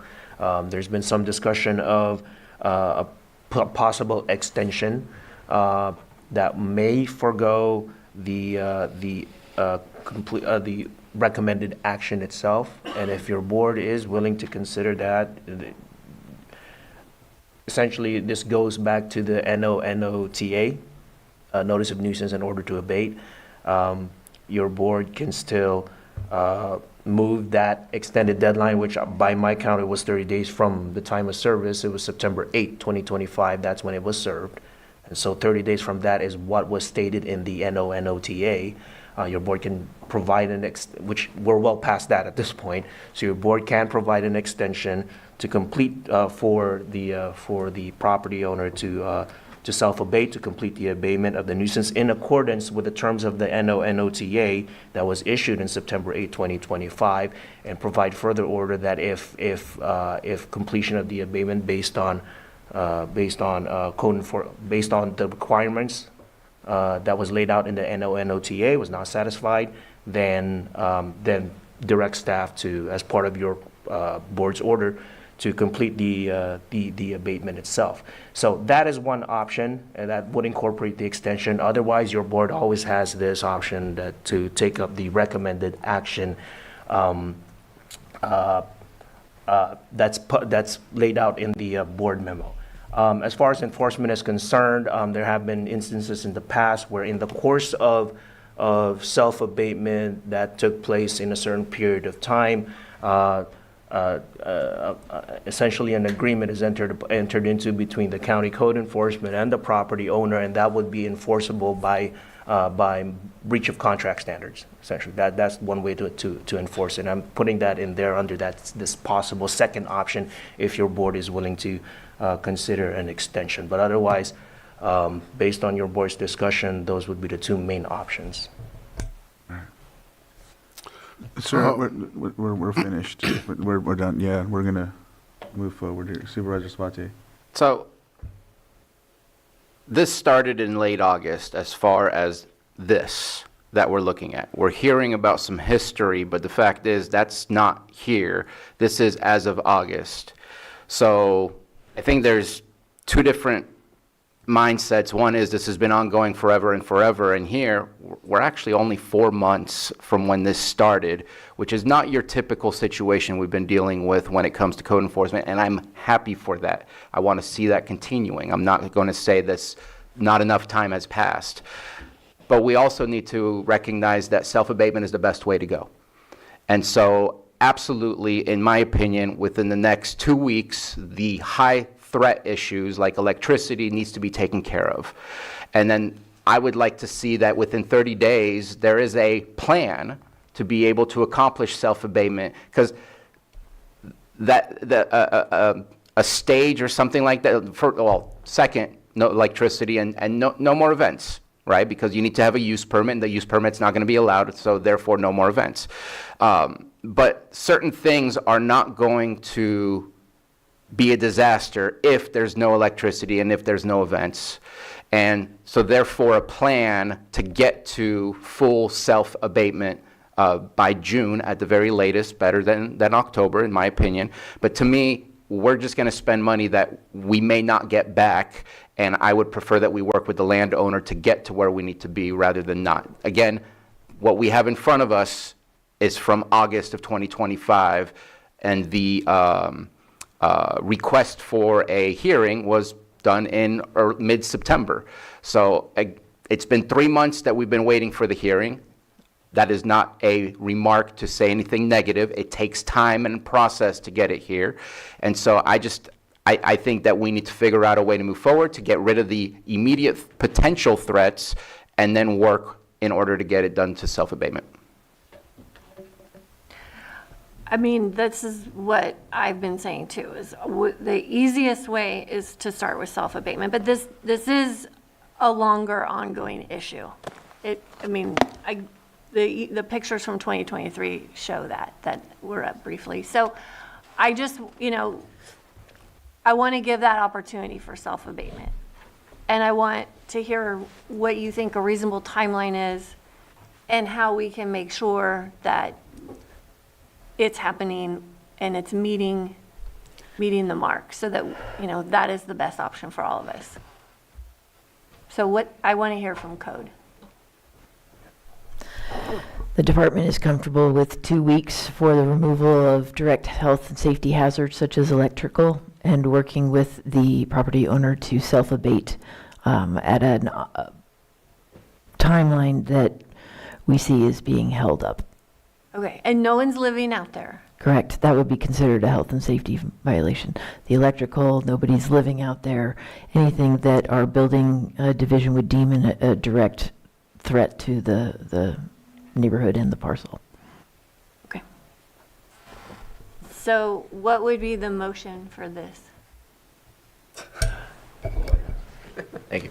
So just for clarification for code enforcement, CDD staff, as far as the timeline for self-abatement, if we're talking beyond the this 2-week period proposed, what would be the completion date, extended completion date, I would call it, for the self-abatement?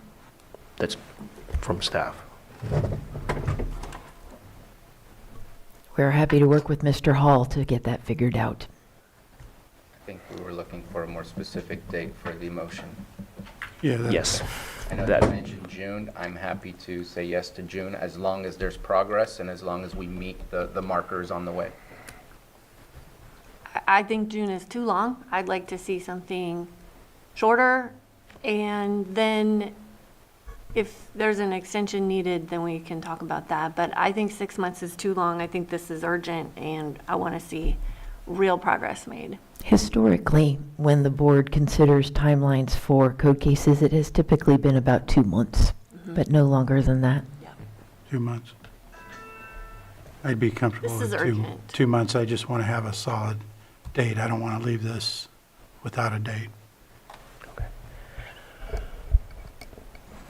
And just for further clarification, would your board consider directing staff as part of the motion and the order to enter into an agreement with the property owner outlining these extensions and these self-abatement terms? If we have a 2-month timeline and there's not the progress that the board is expecting in that 2 months, we will move forward with abatement. Okay. All right. So, Mr. Chair, if I may, for Yes, purposes of the motion, just to confirm that public comment testimony is closed, is that right, Mr. Chair? Yes. So, we got- it's been brought back to the board. So the motion could be as such. Your board may move to uphold the NONOTA that was served on September 8, 2025, and instruct staff to move forward with its abatement processes to remove the existing violations and to bring the property into compliance with the Lake County Code and Zoning Ordinance, subject to the following. In 2 weeks, the property owner shall remove all abatement issues that pose a direct threat to health and safety. That would include the electrical. And the property owner would also be required to complete the self-abatement, and which would include all of the requirements that's laid out in the NONOTA that was served on September 8, 2025, within 2 months from today's date. And if in the event neither of those conditions are satisfied, then as part of your board's order, the NONOTA would then be upheld, and code enforcement staff would then move forward with abatement processes to remove the existing violations and to bring the property into compliance with the Lake County Code and zoning ordinance. That would be the motion. Go ahead. So I apologize, but I feel like we're getting into the weeds. This is not an abatement hearing. This is is there a violation hearing? You guys, without coming to us, do extensions if you feel like you're getting progress being made. Why can't you just come back to us and say, we're here for an abatement because of, or just do your normal process? Yes, there is a violation. Yes, carry on. If there's progress, work with the property owner. If there's not progress, then at that point you go to abatement. I feel like we're giving you very explicit directions when you already have discretion for that direction in the first place, but you see the support of, we need to get to a final destination. I feel like we're getting deep in the weeds. It is a notice to abate. No, Yeah, it is. it's a notice of violation. Notice of nuisance in order to abate. Both of them are issued.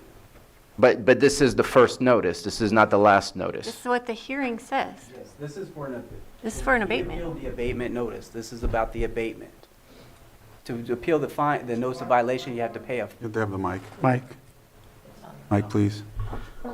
And so, You started this in late August. He received a notice of violation to abate his property, which is what you do for anybody. That's a notice of violation. Like, you don't say notice of violation, you don't do anything. no, a notice of violation is to impose administrative fines. A notice of nuisance, I'm sorry. I apologize myself for not using the right words, but it is a notice that was provided to the property owner on what the issues are and that they need to rectify the issues. This is no different than when this doesn't come to us, that when you see progress being made, that you have the discretion to provide extensions. You're not strict on specific, it's 30 days or else everybody gets fined. It's whether or not there is progress. Am I incorrect on So that? within the code, within the statute, it does allow us discretion that if they make 50% progress, we can allow them another 30 days. And I would say, let's just go right back to that code. Yes, there's a violation. Please work with the property owner. That's where I am. I think we're dictating very specific orders to a code enforcement. Go ahead, Lloyd. Thank you, Mr. Chair. So what's before your board at the same time is there's an appeal of the notice of the NOTA. So your board would have to decide on that whether to grant or deny the appeal. So if your board certainly has the option to grant the appeal and terminate the abatement proceedings. That would be the result of that. Your board may deny the appeal and move forward with upholding the NOTA. That's the recommended action. And then the motion language that I propose to your board based on your board's discussion is essentially upholding the NOTA, but subject to these terms and conditions of allowing the property owner to self-abate within certain parameters, certain periods of time. And as part of that order, if those conditions are not satisfied, if those timelines are not met, for instance, then as part of the order, staff can then proceed with forwarding with the abatement processes and uphold the NOTA. So the upholding of the NOTA under the proposed language to your board, for your board's consideration, would be subject to those conditions of self-abatement. And Chair, if I may continue, the reason I brought it up in the first place is now we're setting a 2-month. Do you get to extend past our 2 months if we said 2 months? Or if we just let it in your hands, you would be able to do what you feel is the right thing to do, which is why I'm thinking we just say deny the appeal and put it back in your hands and do what we ask you to do, which is to do the appropriate process with the property owners to get to where we need to be. Supervisor Owen. The only thing I want to add to that is I would be a little more lenient on the time to clean it up. And the reason why is we've got the rainy season coming in. I know we're supposed to have a pretty good storm. It looks like it's dirt in there. There's no pavement, so getting in and out with trucks may be an issue. So I hope there's some leniency in that aspect, because with the weather, it may not be able to happen as quickly as some would like.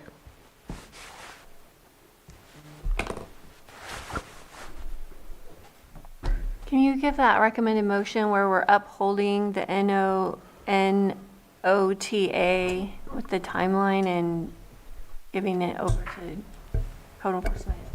Yes, so that Work with them to self-abate? So that motion would be to uphold the NO and OTA and instruct staff to move forward with its abatement processes to remove the existing violations and to bring the property into compliance with the Lake County's Code and Zoning Ordinance, subject to these following conditions.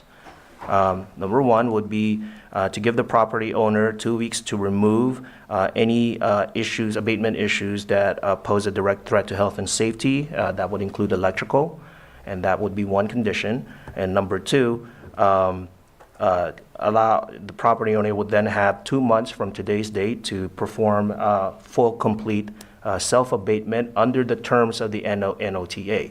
If either one of those conditions are not satisfied, then as part of your board's order, your board may then proceed with upholding the NOTA and instruct staff to move forward with the abatement process as recommended. Okay.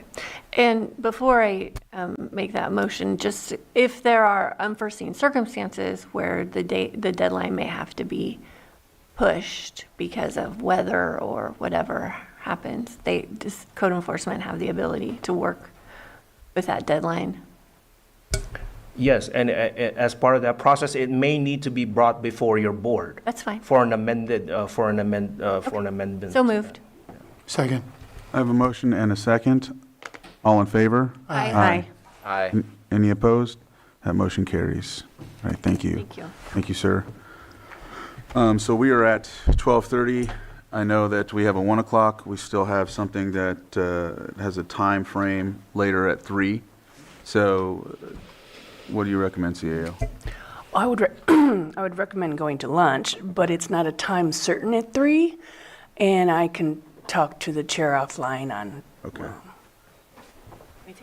Yes, we're going to take an hour still. We're still coming back at 1:30. See you then.